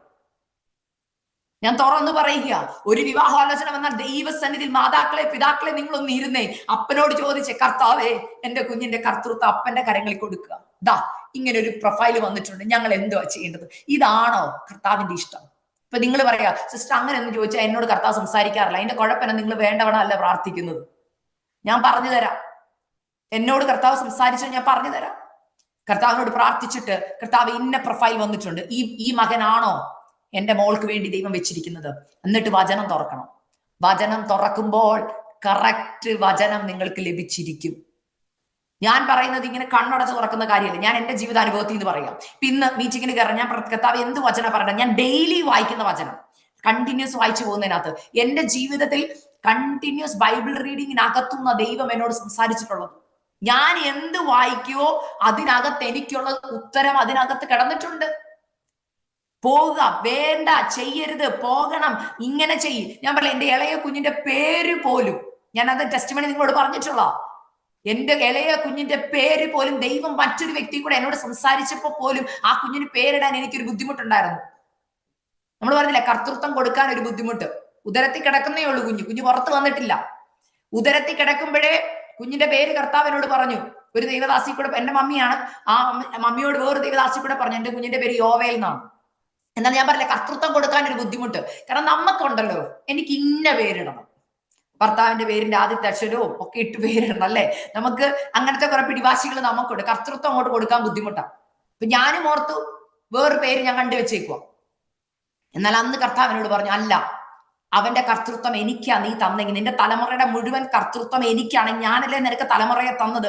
എന്റെ ഇഷ്ടമാ നീ ആഗ്രഹിക്കുന്നതെങ്കിൽ നീ എന്റെ സന്നിധി ഇരിക്കാൻ പറഞ്ഞു. എനിക്ക് അങ്ങോട്ട് പേരിടാൻ ബുദ്ധിമുട്ട്, യോവേൽ എന്നുള്ള പേരിടാൻ ബുദ്ധിമുട്ടായിരിക്കുമ്പോൾ ഞാൻ അന്ന് ദൈവസന്നിധി പ്രാർത്ഥിച്ചു പറഞ്ഞു, കർത്താവേ ഇന്ന് എന്നോട് സംസാരിക്കും. എന്നോടൊന്ന് കർത്താവ് പറ, ക്ലാരിഫിക്കേഷൻ തരിക, ഒരു കൺഫർമേഷൻ താ. ദൈവമക്കളെ, അന്ന് ഞാൻ വായിക്കേണ്ടത് അപ്പോസ്തല പ്രവൃത്തി 2-ാം അധ്യായമായിരുന്നു. അന്ന് വായിക്കണം. നവംബർ 13-ാം തീയതി, ഞാൻ ഇന്ന് ഓർക്കുന്ന ദിവസം, നവംബർ 13, 2024, ഞാൻ വചനം എടുത്ത് അന്ന് വായിക്കേണ്ട ഭാഗം വായിച്ചു വരുമ്പോൾ ഞാൻ കർത്താവിനോട് പറയും, കർത്താവ് ഈ വചനത്തിൽ കൂടെ കർത്താവ് എന്നോട് ക്ലിയർ ആയിട്ട് സംസാരിക്കണം. വചനം എടുത്ത് വായിച്ചു വരുമ്പോൾ ദാണ്ട് അപ്പോസ്തല പ്രവൃത്തി 2-ാം അധ്യായത്തിനകത്ത് പത്രോസ് എഴുന്നേറ്റ് എന്ന് പറയുന്നതിനകത്ത് പറഞ്ഞു, യോവേൽ പ്രവാചകൻ മുഖാന്തരം ഞാൻ ദൈവം അരുളി ചെയ്തതുപോലെ. അപ്പോൾ എനിക്ക് ആ പേര് അവിടെ കിട്ടി. അപ്പൊ എനിക്ക് മനസ്സിലായി, കർത്താവ് എനിക്ക് ക്ലിയർ ക്ലാരിഫിക്കേഷൻ തന്നു. ഞാൻ അന്ന് വചനത്തെ കൈവച്ചിട്ട് പറഞ്ഞു, കർത്താവേ ഞാൻ എന്റെ കുഞ്ഞിന് ആ പേരിട്ടോളാം, അങ്ങയുടെ മകനാ, അങ്ങാണ് അവനെ. ഞാൻ വിളിക്കുന്നതിന് മുമ്പേ അവനെ പേര് ചൊല്ലി വിളിച്ചത് കർത്താവാം. അന്ന് എനിക്കൊരു കാര്യം മനസ്സിലായി, ഈ പേരിനകത്ത് ഒരു ദൈവ പ്രവൃത്തി ഉണ്ടെന്ന്. ദൈവമക്കളെ, ഇവൻ ഉണ്ടായ അന്ന് തന്നെ അതിന്റെ റിസൾട്ട് എനിക്ക് കാണാൻ കഴിഞ്ഞു. എന്റെ ഡെലിവറി എടുത്ത ഡോക്ടർ, ഹല്ലേലൂയ, ആ ഡോക്ടർ എന്റെ അടുക്ക വന്നിട്ട് ചോദിച്ചു, ഈ പേരിന്റെ അർത്ഥം എന്നാണ്. കുറച്ചു നേരം അവിടെ നിന്ന് വചനം പറയാൻ പറ്റി. ആ ഡോക്ടർ ഒരു വിശ്വാസിയായിരുന്നു, ഒരു പെന്തക്കോസ്ത് വിശ്വാസിയായിരുന്നു. അതും ഒരു അത്ഭുതമാണ്. ഹല്ലേലൂയ. ദൈവമക്കളെ, ഞാൻ പറഞ്ഞതിന്റെ കാര്യം, ഇന്നും പലർ എന്നോട് ആ പേരിനെ കുറിച്ച് ചോദിക്കുമ്പോൾ അവരോട് ആ പേരിന്റെ അർത്ഥം പറയുന്ന കൂടെ പരിശുദ്ധാത്മാവിനെ കുറിച്ച് പറയാൻ, അഭിഷേകത്തെ കുറിച്ച് പറയാൻ, അന്ത്യകാലത്തിന്റെ അഭിഷേകത്തെ കുറിച്ച് പറയാൻ കർത്താവ് എനിക്ക് കൃപ തരാം. ഇപ്പോഴെനിക്ക് മനസ്സിലായി ആ പേരിടാൻ പറഞ്ഞ എന്തിനാന്ന്. പലർക്കും ആ പേര് ഇവിടെ അറിയില്ല. യോവേൽ, എല്ലാവർക്കും അതിന് ഇംഗ്ലീഷ് അറിയത്തുള്ളൂ, ജോയൽ. അപ്പൊ എന്തുകൊണ്ട് യോവേൽ നിട്ടുന്ന എല്ലാവരും എന്നോട് ചോദിക്കും. കഴിഞ്ഞ ദിവസം ഞങ്ങൾ ഒരിടത്ത് എന്ത് ചോദിച്ചു, എന്തുകൊണ്ട് യോവേൽ നിട്ടുന്നു? നല്ല സമയം, ദൈവം തന്ന അനുഭവം അവിടെ പറയാനിടായത്, അവർക്കത് അനുഗ്രഹമായി തീർന്നു. അപ്പൊ എനിക്കൊരു കാര്യം മനസ്സിലായി, ചില പേരുകൾ പോലും ദൈവ നിർണയപ്രകാരം ഇടണം. നമ്മുടെ തലമുറകൾക്ക് ഇടേണ്ട പേര്, കർത്താവിന് എന്താണ് ആ കൊച്ചിനെ കുറിച്ചുള്ള പേര്, കർത്താവ് എന്താ പേരിട്ടെന്ന് ചോദിക്കണം. ഇത് പലപ്പോഴും നമ്മുടെ ഇഷ്ടത്തിന് നമ്മളെല്ലാം ചെയ്തിട്ട് അവസാനം പ്രശ്നം വരുമ്പോൾ കർത്താവേ എന്ന് വിളിക്കുമ്പോൾ കർത്താവ് ചോദിക്കും, നീ എനിക്ക് കർത്തൃത്വം തന്നിട്ടില്ലായിരുന്നു മോളെ. ഇന്ന് ജീവിതത്തിന്റെ പല പ്രശ്നങ്ങൾക്കും കാരണം കർത്തൃത്വം ഇന്നും നിങ്ങളുടെ കയ്യിൽ തന്നെ. കുടുംബജീവിതത്തിന്റെ കർത്തൃത്വം നിങ്ങളുടെ കയ്യിലാണ്. നിങ്ങൾ പ്രശ്നം സോൾവ് ചെയ്യാൻ പോവാ. ഭാര്യ ഭർത്താക്കന്മാർ തമ്മിൽ പ്രശ്നമുണ്ടായാൽ ആരാ പ്രശ്നം സോൾവ് ചെയ്യുന്നത്? നിങ്ങൾ ഫിഗർ ഔട്ട് ചെയ്യും. ഞാൻ ഫിഗർ ഔട്ട് ചെയ്യുവാന്ന് പറയും. മനസ്സിലാവുന്നുണ്ടോ? ഞാൻ നോക്കട്ടെ എങ്ങനെ ഇതിനെ പരിഹരിക്കാമെന്ന്, ഞാൻ നോക്കട്ടെ അവളെ ശരിയാക്കാൻ പറ്റുമെന്ന്, ഞാൻ നോക്കട്ടെ പുള്ളിയെ ശരിയാക്കാൻ പറ്റുമെന്ന്, ഞാൻ നോക്കട്ടെ അമ്മായിമ്മയെ ശരിയാക്കാൻ പറ്റുമെന്ന്. ഇങ്ങനെ പറയുമ്പോൾ കർത്താവ് പറയും, എന്നാ നോക്ക് എന്തോ സംഭവിക്കുന്നത് നോക്കിയാല്. പത്രോസ് പറഞ്ഞ പോലെ രാത്രി മൊത്തം അധ്വാനിച്ച് ഒന്നും കിട്ടിയില്ല. മനസ്സിലായോ? കുടുംബങ്ങൾ തകരും. കാരണം നമ്മുടെ ബുദ്ധി ഒരിക്കലും പ്രോപ്പറായിട്ടല്ല വർക്ക് ചെയ്യുന്ന ആ സമയത്ത്. നാളെയെ കുറിച്ച് നമുക്കറിയില്ല. നമ്മൾ എടുത്തിയാടി തീരുമാനം എടുക്കും. ചില മാതാക്കൾ പറയും, ആ ഡിവോഴ്സ് ചെയ്തെങ്കിൽ പോരാൻ പറയും. എന്നാൽ കർത്താവ് പറയും, ഇല്ല മോളെ, നീ അവിടെ പിടിച്ചു നിൽക്ക്. നിന്റെ കുടുംബജീവിതത്തിന്റെ കർത്തൃത്വം നീ എനിക്കിതാ. ഇന്ന് സാമ്പത്തികത്തിന്റെ കർത്തൃത്വം, ഹല്ലേലൂയ, നിങ്ങളുടെ തലമുറകളുടെ കർത്തൃത്വം, കുടുംബജീവിതത്തിന്റെ കർത്തൃത്വം ഒന്ന് കൊടുത്തു നോക്കിയേ. ഇനി ആ വചനത്തിൽ നിന്ന് അതിന്റെ 2 എക്സാമ്പിളും കൂടെ പെട്ടെന്ന് ഞാൻ പറയാം. ഹല്ലേലൂയ. ഇവിടെ പറയുന്നുണ്ട്, 13-ാമത്തെ വാക്യം കൂടെ ഞാൻ വായിക്കാം, 10:13. കർത്താവിന്റെ നാമത്തെ വിളിച്ചപേക്ഷിക്കുന്ന ഏവനും രക്ഷിക്കപ്പെടും എന്നുണ്ടല്ലോ. എന്നാൽ ആ വാക്ക് നിങ്ങൾ അടയാളപ്പെടുത്തണം. എന്നാൽ അവർ വിശ്വസിക്കാത്തവനെ എങ്ങനെ വിളിച്ചപേക്ഷിക്കും? നിങ്ങൾ ആ വാക്യം ഒന്ന് അടയാളപ്പെടുത്തിക്ക്.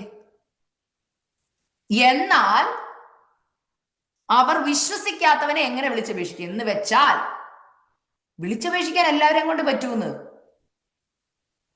ഞാൻ ചില മീറ്റിങ്ങുകളിൽ കണ്ടിട്ടുണ്ട്. കർത്താവേ എന്നൊന്ന് വിളിച്ചേന്ന്. അപ്പൊ എല്ലാവരും യേശുവേ കർത്താവേ എന്ന് വിളിക്കുന്നവരെ ഞാൻ കണ്ടിട്ടുണ്ട്. ഉറക്കെ നിങ്ങളൊക്കെ കണ്ടിട്ടുണ്ടാവുമല്ലോ. ചില പള്ളികളിൽ ചെല്ലുമ്പോൾ കണ്ടത് യേശുവേ കർത്താവേ എന്ന് പറഞ്ഞ് ഇങ്ങനെ കൈകൂപ്പി വിളിക്കുക, വിളിച്ചപേക്ഷിക്കുക. എത്ര നേരം വേണേലും അവർക്ക് വിളിക്കാം. കർത്താവേ യേശുവേ കർത്താവേ. കർത്താവ് പറയാ, എന്നാൽ അവർ വിശ്വസിക്കാത്തവനെ എങ്ങനെ വിളിച്ചപേക്ഷിക്കും എന്ന് വെച്ചാൽ, ആ പേരിന്റെ അർത്ഥം അങ്ങോട്ട് മനസ്സിലാക്കാതെ എത്ര വിളിച്ചിട്ടും എന്താ കാര്യമെന്ന്. വിശ്വസിക്കാത്തവനെ എങ്ങനെ വിളിച്ചപേക്ഷിക്കും? എന്നെ വിശ്വസിക്കാതെ എന്നോട് പ്രാർത്ഥിച്ചാൽ ഞാൻ എങ്ങനെ പ്രവർത്തിക്കും എന്ന് കർത്താവ് ചോദിക്കുക. എന്നാൽ കർത്താവ് ചോദിക്കുന്നത്, മോളെ, ആ വാക്കിന്റെ അർത്ഥം മനസ്സിലാക്കി, ഞാനാണ് നിന്റെ ജീവിതത്തിന്റെ കർത്തൃത്വം നടത്തുന്നവനെന്ന് മനസ്സിലാക്കിയിട്ട് നീ എന്നെ ഒന്ന് വിളിച്ചേ. ഇനി തൊട്ട് ആ വാക്ക് ഉപയോഗിക്കുന്നതിന് മുമ്പ് ചിന്തിക്കണം, എന്റെ ജീവിതത്തിന്റെ ആ ഏരിയയിൽ കർത്തൃത്വം കൊടുത്തിട്ടാണോ ഞാൻ വിളിക്കുന്നതെന്ന്? ശുശ്രൂഷയുടെ കർത്തൃത്വം കർത്താവിനൊന്ന് കൊടുത്തു നോക്കി, കുടുംബജീവിതത്തിന്റെ കർത്തൃത്വം ഒന്ന് കൊടുത്തു നോക്കി. എന്റെ ജീവിതത്തിന്റെ കർത്തൃത്വം നടത്തുന്നവനെയും ഞാൻ ഇന്ന വിഷയം എന്റെ അപ്പന്റെ കരങ്ങളിൽ തരികയെന്ന് പ്രാർത്ഥിച്ചു നോക്കി. ഞാൻ പറയാം, ഇന്ന് തൊട്ട് വിടുതലുകൾ നിങ്ങളുടെ ജീവിതത്തിൽ നടന്നു തുടങ്ങും. ഇത് കർത്തൃത്വം മനസ്സിലാക്കാതെ വെറുതെ യേശുവേ കർത്താവേ കർത്താവേ എന്ന് വിളിച്ച്, അതാണ് ഞാൻ പറഞ്ഞത്. യേശു തന്നെ പറഞ്ഞൊരു വാക്കുണ്ട്, എന്നെ കർത്താവേ കർത്താവേ എന്ന് വിളിക്കുന്ന ഏവനുമല്ല. പിന്നെന്തോ എഴുതിയേക്കുന്നേ? എന്റെ ഇഷ്ടം മനസ്സിലാക്കണം, ഞാൻ ആരെന്നൊന്ന് മനസ്സിലാക്കണം.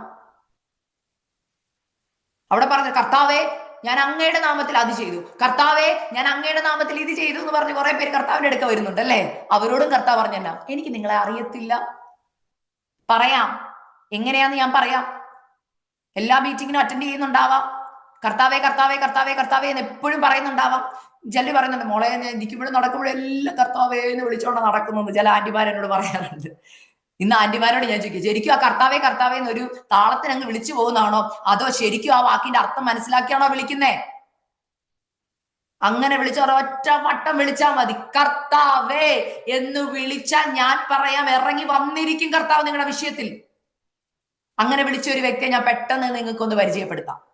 മത്തായിയുടെ സുവിശേഷം 14-ാം അധ്യായം, അതിന്റെ 22 തൊട്ട് 33 വരെയുള്ള വാക്യങ്ങൾ. എന്നാൽ പെട്ടെന്ന് സമയമില്ലാത്തതുകൊണ്ട് ഞാൻ വായിക്കുന്നില്ല, പെട്ടെന്ന് അതിന്റെ അതൊന്ന് പറഞ്ഞു തരാം. ഇവിടെ യേശു 5 അപ്പം കൊണ്ട് 5000 പേരെ പോഷിപ്പിച്ചു, വയറൊക്കെ നിറച്ച അപ്പം കൊടുത്തു. മനസ്സിലായോ? അപ്പമൊക്കെ കഴിച്ചു സന്തോഷമായിട്ട് ഇവരിയ്ക്കുമ്പോൾ ശിഷ്യന്മാർക്കൊന്ന്, നമ്മളെ ഒരു ഉച്ചയ്ക്കൊക്കെ ഊണൊക്കെ കഴിഞ്ഞ് കഴിഞ്ഞാൽ നല്ലൊരു ഊണ് ആരെങ്കിലും തന്നാലോ, പിന്നെ നമുക്ക് എന്തോ ആഗ്രഹം, ഒന്ന് കിടന്നുറങ്ങണം, ഒന്ന് റെസ്റ്റ് എടുക്കണം അല്ലേ? അങ്ങനെ ഇവർ തീരുമാനിച്ചിരിക്കുമ്പോൾ കർത്താവ് പറയുക, അവരെ അക്കരയ്ക്ക് പോകാൻ അവരെ നിർബന്ധിച്ചെന്ന്. ആരെയാ നമ്മൾ നിർബന്ധിക്കേണ്ടി വരുന്നത്?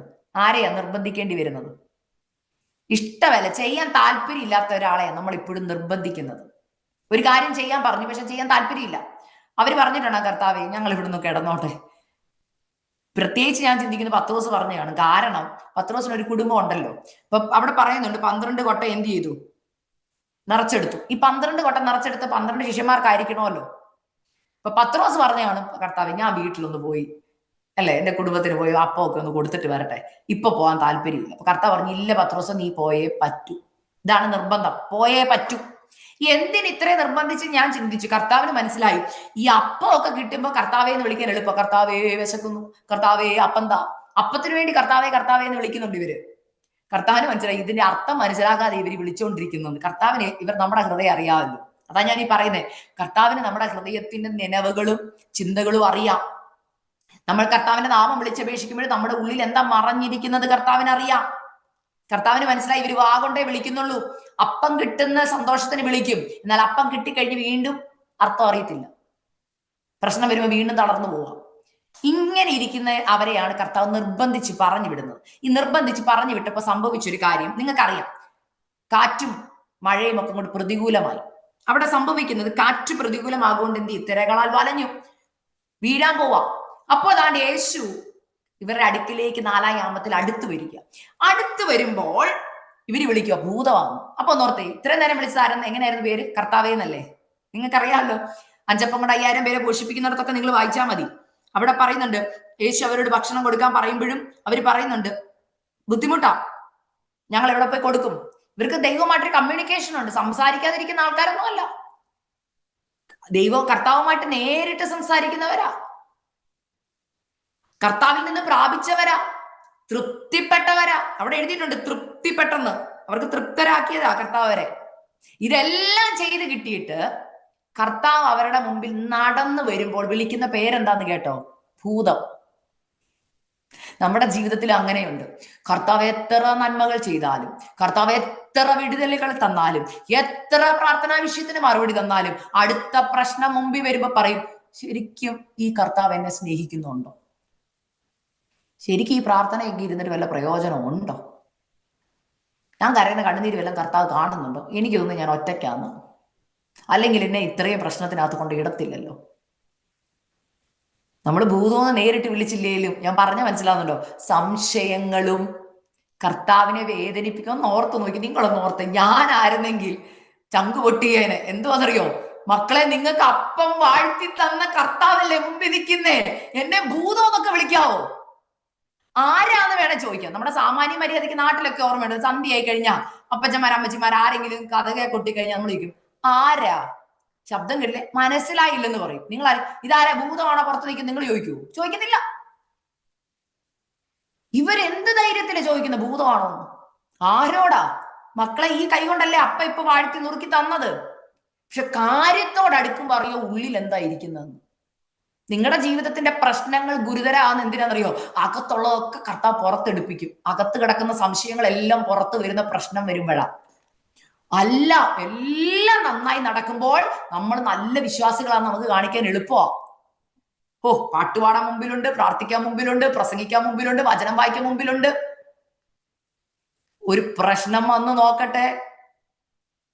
ഇന്നലെ ഞാൻ ഇപ്പോഴും പറഞ്ഞൊരു കാര്യം, ശരിക്കും ഞാൻ എന്റെ ജീവിതത്തിൽ കഴിഞ്ഞ ഒരു വർഷം കടന്നു പോയപ്പോഴേ എനിക്കത് മനസ്സിലായത്. എന്റെ ജീവിതത്തിൽ അതുണ്ട് കേട്ടോ, അതുകൊണ്ടാണ് പറയുന്നത്.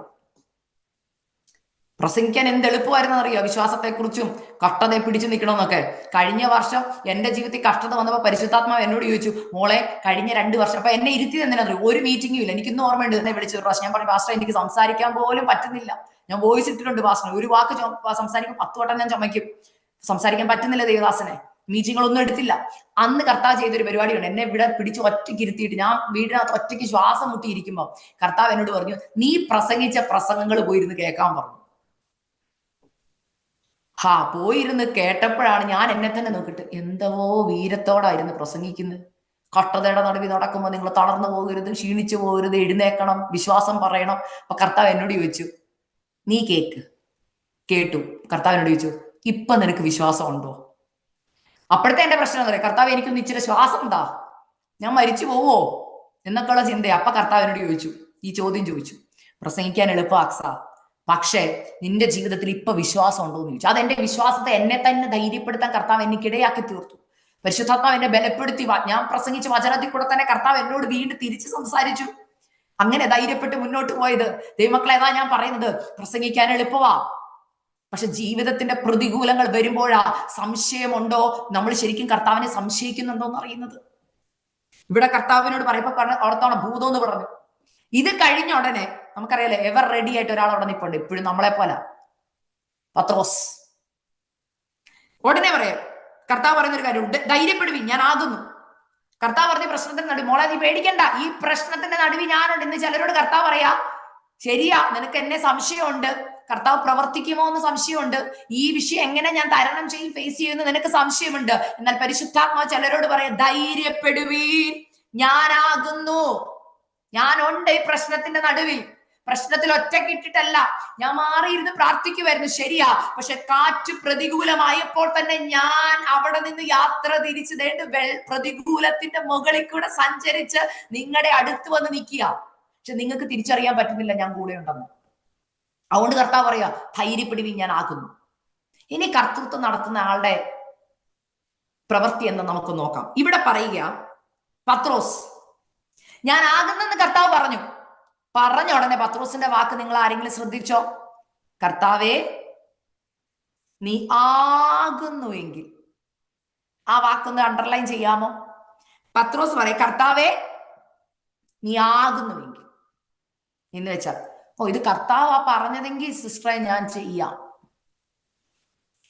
മനസ്സിലായോ? കർത്താവിന്റെ ഹിതമാണെങ്കിൽ ഞാനൊന്ന് നോക്കാം. കർത്താവാണ് ശരിക്കും പറഞ്ഞതെങ്കിൽ ഞാൻ ചെയ്യാം. ദൈവാത്മാവാണോ പറഞ്ഞതെന്ന് എനിക്കൊരു ഡൗട്ട് ഉണ്ട്, എന്നാലും ഞാനൊന്ന് ശ്രമിക്കാം. ഇതൊക്കെ നമ്മുടെ സംശയമാണ്, ക്ലിയർ അല്ലത്. കർത്താവെ നീ ആകുന്നുവെങ്കിൽ, ഈ പ്രശ്നം അങ്ങ് അറിഞ്ഞ വന്നതെങ്കിൽ എനിക്കൊരു കൺഫർമേഷൻ കൂടെ തരാമോ എന്നൊക്കെ ചോദിച്ച് പ്രാർത്ഥിക്കുന്നവരെ എനിക്കറിയാം. കർത്താവിന്റെ അടുക്ക പത്രോസ് പറയും, കർത്താവെ നീ ആകുന്നുവെങ്കിൽ. അപ്പൊ തന്നെ കർത്താവിന് മനസ്സിലായി, മോനെ നിനക്കിപ്പോഴും ആദ്യം ഭൂതം എന്ന് പറഞ്ഞു, ആദ്യം 5 അപ്പം കൊണ്ട് 5000 പേരെ പോഷിപ്പിച്ചു, നീ അത് കഴിച്ചവനാ. നിന്റെ വീട്ടിൽ കൊടുക്കാനുള്ള ഒരു കൊട്ടതേ റെഡിയാക്കി വെച്ചേക്കുക, എല്ലാം നിറഞ്ഞു തന്നതാ ഞാൻ. അത് കഴിഞ്ഞപ്പോ തെര വന്നപ്പോൾ നീ എന്നെ ഭൂതം എന്ന് പറഞ്ഞു. അല്ല, ഞാൻ ആണെന്ന് പറഞ്ഞു. നിന്റെ അടുക്ക വന്നിട്ട് പറഞ്ഞു ഞാൻ ആണെന്ന്. എന്നിട്ട് നീ എന്റെ മുഖത്ത് നോക്കി ചോദിക്കുക, കർത്താവേ നീ ആകുന്നുവെങ്കിൽ എന്ന് വെച്ചാൽ ഇപ്പോഴും അങ്ങോട്ട് ധൈര്യപ്പെടാൻ പറ്റുന്നില്ല. കർത്താവെ നീ ആകുന്നുവെങ്കിൽ. കർത്താവിന് ചിലർ പ്രാർത്ഥിക്കുന്ന എന്നോട് പറഞ്ഞിട്ടുണ്ട്, സിസ്റ്ററെ ദൈവത്തിന് പറ്റുമെങ്കിൽ എന്നെ ഒന്ന് വിടുവിക്കാൻ പറയൂ. ദൈവമക്കളെ, നമ്മൾക്ക് അങ്ങനെയൊക്കെ പറയാൻ പറ്റുമോ? ദൈവത്തിന് പറ്റുമെങ്കിലെന്ന്. അപ്പൊ ദൈവത്തിന് എവിടെയാ ലിമിറ്റ് ഉള്ളതെന്ന് പറഞ്ഞേ. കർത്താവിന് ഏത് കാര്യം ചെയ്യാൻ പറ്റത്തില്ലെന്നാ നിങ്ങൾ ചിന്തിച്ചു വെച്ചേക്കുന്നത്? മരിച്ചവരെ ജീവിപ്പിക്കാൻ പറ്റത്തില്ല. ഏറ്റവും പറ്റാത്ത ഒരു കാര്യം ഈ ഭൂമിയിൽ എന്തോ? മരിച്ചവരെ ജീവിപ്പിക്കുക എന്നുള്ളതാണ്, അല്ലേ? വേണ്ട, മരിച്ചവരെ ജീവിപ്പിക്കുക എന്ന് പറഞ്ഞാൽ ഇനി നിങ്ങൾ പറയില്ല സിസ്റ്റർ അത് പറ്റൂന്ന് പറഞ്ഞാൽ തന്നെ, മനുഷ്യർക്ക് പറ്റും, ടെക്നോളജി ഒക്കെ ഉണ്ടെന്ന് പറഞ്ഞാൽ തന്നെ, ഞാൻ വേറൊരു കാര്യം ചോദിക്കട്ടെ. എഹെസ്കേൽ 37 വർഷങ്ങളായിട്ട് ഉണങ്ങി കിടന്ന അസ്ഥികൾ, വർഷങ്ങൾക്ക് മുമ്പ് കിടന്നതാ, ചിന്നി ചെതറി കിടക്കും അസ്ഥികൾ. അതും വെറും അസ്ഥിയല്ല, ഉണങ്ങിയ അസ്ഥി, ഇനി ഒരു ജീവന് ശേഷിച്ചിട്ടില്ലാത്ത അസ്ഥി. ഈ അസ്ഥികൾ ജീവിക്കുമോ എന്ന് ദൈവം ചോദിക്കുക. എന്ന് വെച്ചാൽ എന്നാ, ഈ ലോകത്ത് ഒരു മനുഷ്യനും അസ്ഥികളെ കൂട്ടി യോജിപ്പിച്ച് ഒരു സ്കെൽട്ടൽ സിസ്റ്റം ഉണ്ടാക്കി അതിന് മാംസം വെപ്പിച്ച് അതിനകത്ത് ഞരമ്പുകൾ വെപ്പിച്ച് അതിനകത്ത് രക്തധമനികൾ വെച്ച് അതിനകത്ത് രക്തമൂതി അതിനകത്ത് ഓക്സിജൻ കൊടുത്ത് അതിനകത്ത് ജീവൻ കൊടുക്കാൻ പറ്റുന്ന ഏതെങ്കിലും ഒരു ടെക്നോളജി ഭൂമി വന്നിട്ടുണ്ടോ? വന്നിട്ടില്ല. എന്നാ കർത്താവ് പറയാ, എനിക്കൊരു കാറ്റ് മതി ഇതിനെ ജീവിപ്പിക്കാൻ. മനസ്സിലാവുന്നുണ്ട്? ഇന്ന് നിന്റെ വിഷയത്തിന്റെ മേൽ പ്രവർത്തിക്കാൻ കർത്താവ് പറയുക, നീ വിശ്വാസത്തോടെ പ്രവചിച്ചാൽ ആ പ്രവചനം നടന്നിരിക്കും. കാരണം കർത്താവ് പറയാ, എനിക്ക് കഴിയുമെങ്കിലോ എന്നല്ല, ഞാൻ ആണോ എന്നല്ല. കർത്താവ് എന്നുള്ള വാക്കിന്റെ അർത്ഥം പത്രോസെ നീ അറിഞ്ഞിട്ടില്ല. കർത്താവിന് അപ്പം മനസ്സിലായി, ഇവൻ കർത്താവ് എന്ന് വിളിക്കുന്നേ ഉള്ളൂ, അർത്ഥം മനസ്സിലാക്കിയിട്ടില്ലെന്ന് മനസ്സിലാക്കിയപ്പോൾ ശരിക്കും പല ദൈവദാസന്മാരും പറഞ്ഞത് ഞാൻ കേട്ടിട്ടുള്ളത്, അവൻ പ്രതികൂലത്തെ നോക്കി കർത്താവിൽ നിന്ന് കണ്ണു മാറ്റി എന്നൊക്കെയാണെങ്കിലും പരിശുദ്ധാത്മാവ് എനിക്ക് തന്ന ഒരു കാഴ്ചപ്പാട് ഞാൻ പറയാം. കർത്താവെ നീ ആകുന്നുവെങ്കിൽ എന്ന് പറഞ്ഞപ്പോ കർത്താവ് പറഞ്ഞു, ഓ ഡൗട്ട് ഉണ്ടല്ലേ, ഒരു കാര്യം ചെയ്യാം, നിന്റെ വിഷൻ ഒന്ന് ഞാൻ മാറ്റിത്തരാം. അതായത് നിന്റെ ആംഗിൾ, നിന്റെ പോയിന്റ് ഓഫ് ആംഗിൾ ഞാനൊന്ന് മാറ്റി നിന്നെ പഠിപ്പിക്കാൻ, ഞാൻ ആണോ അല്ലയോ എന്ന് വെച്ചാൽ ഞാൻ പറയാം.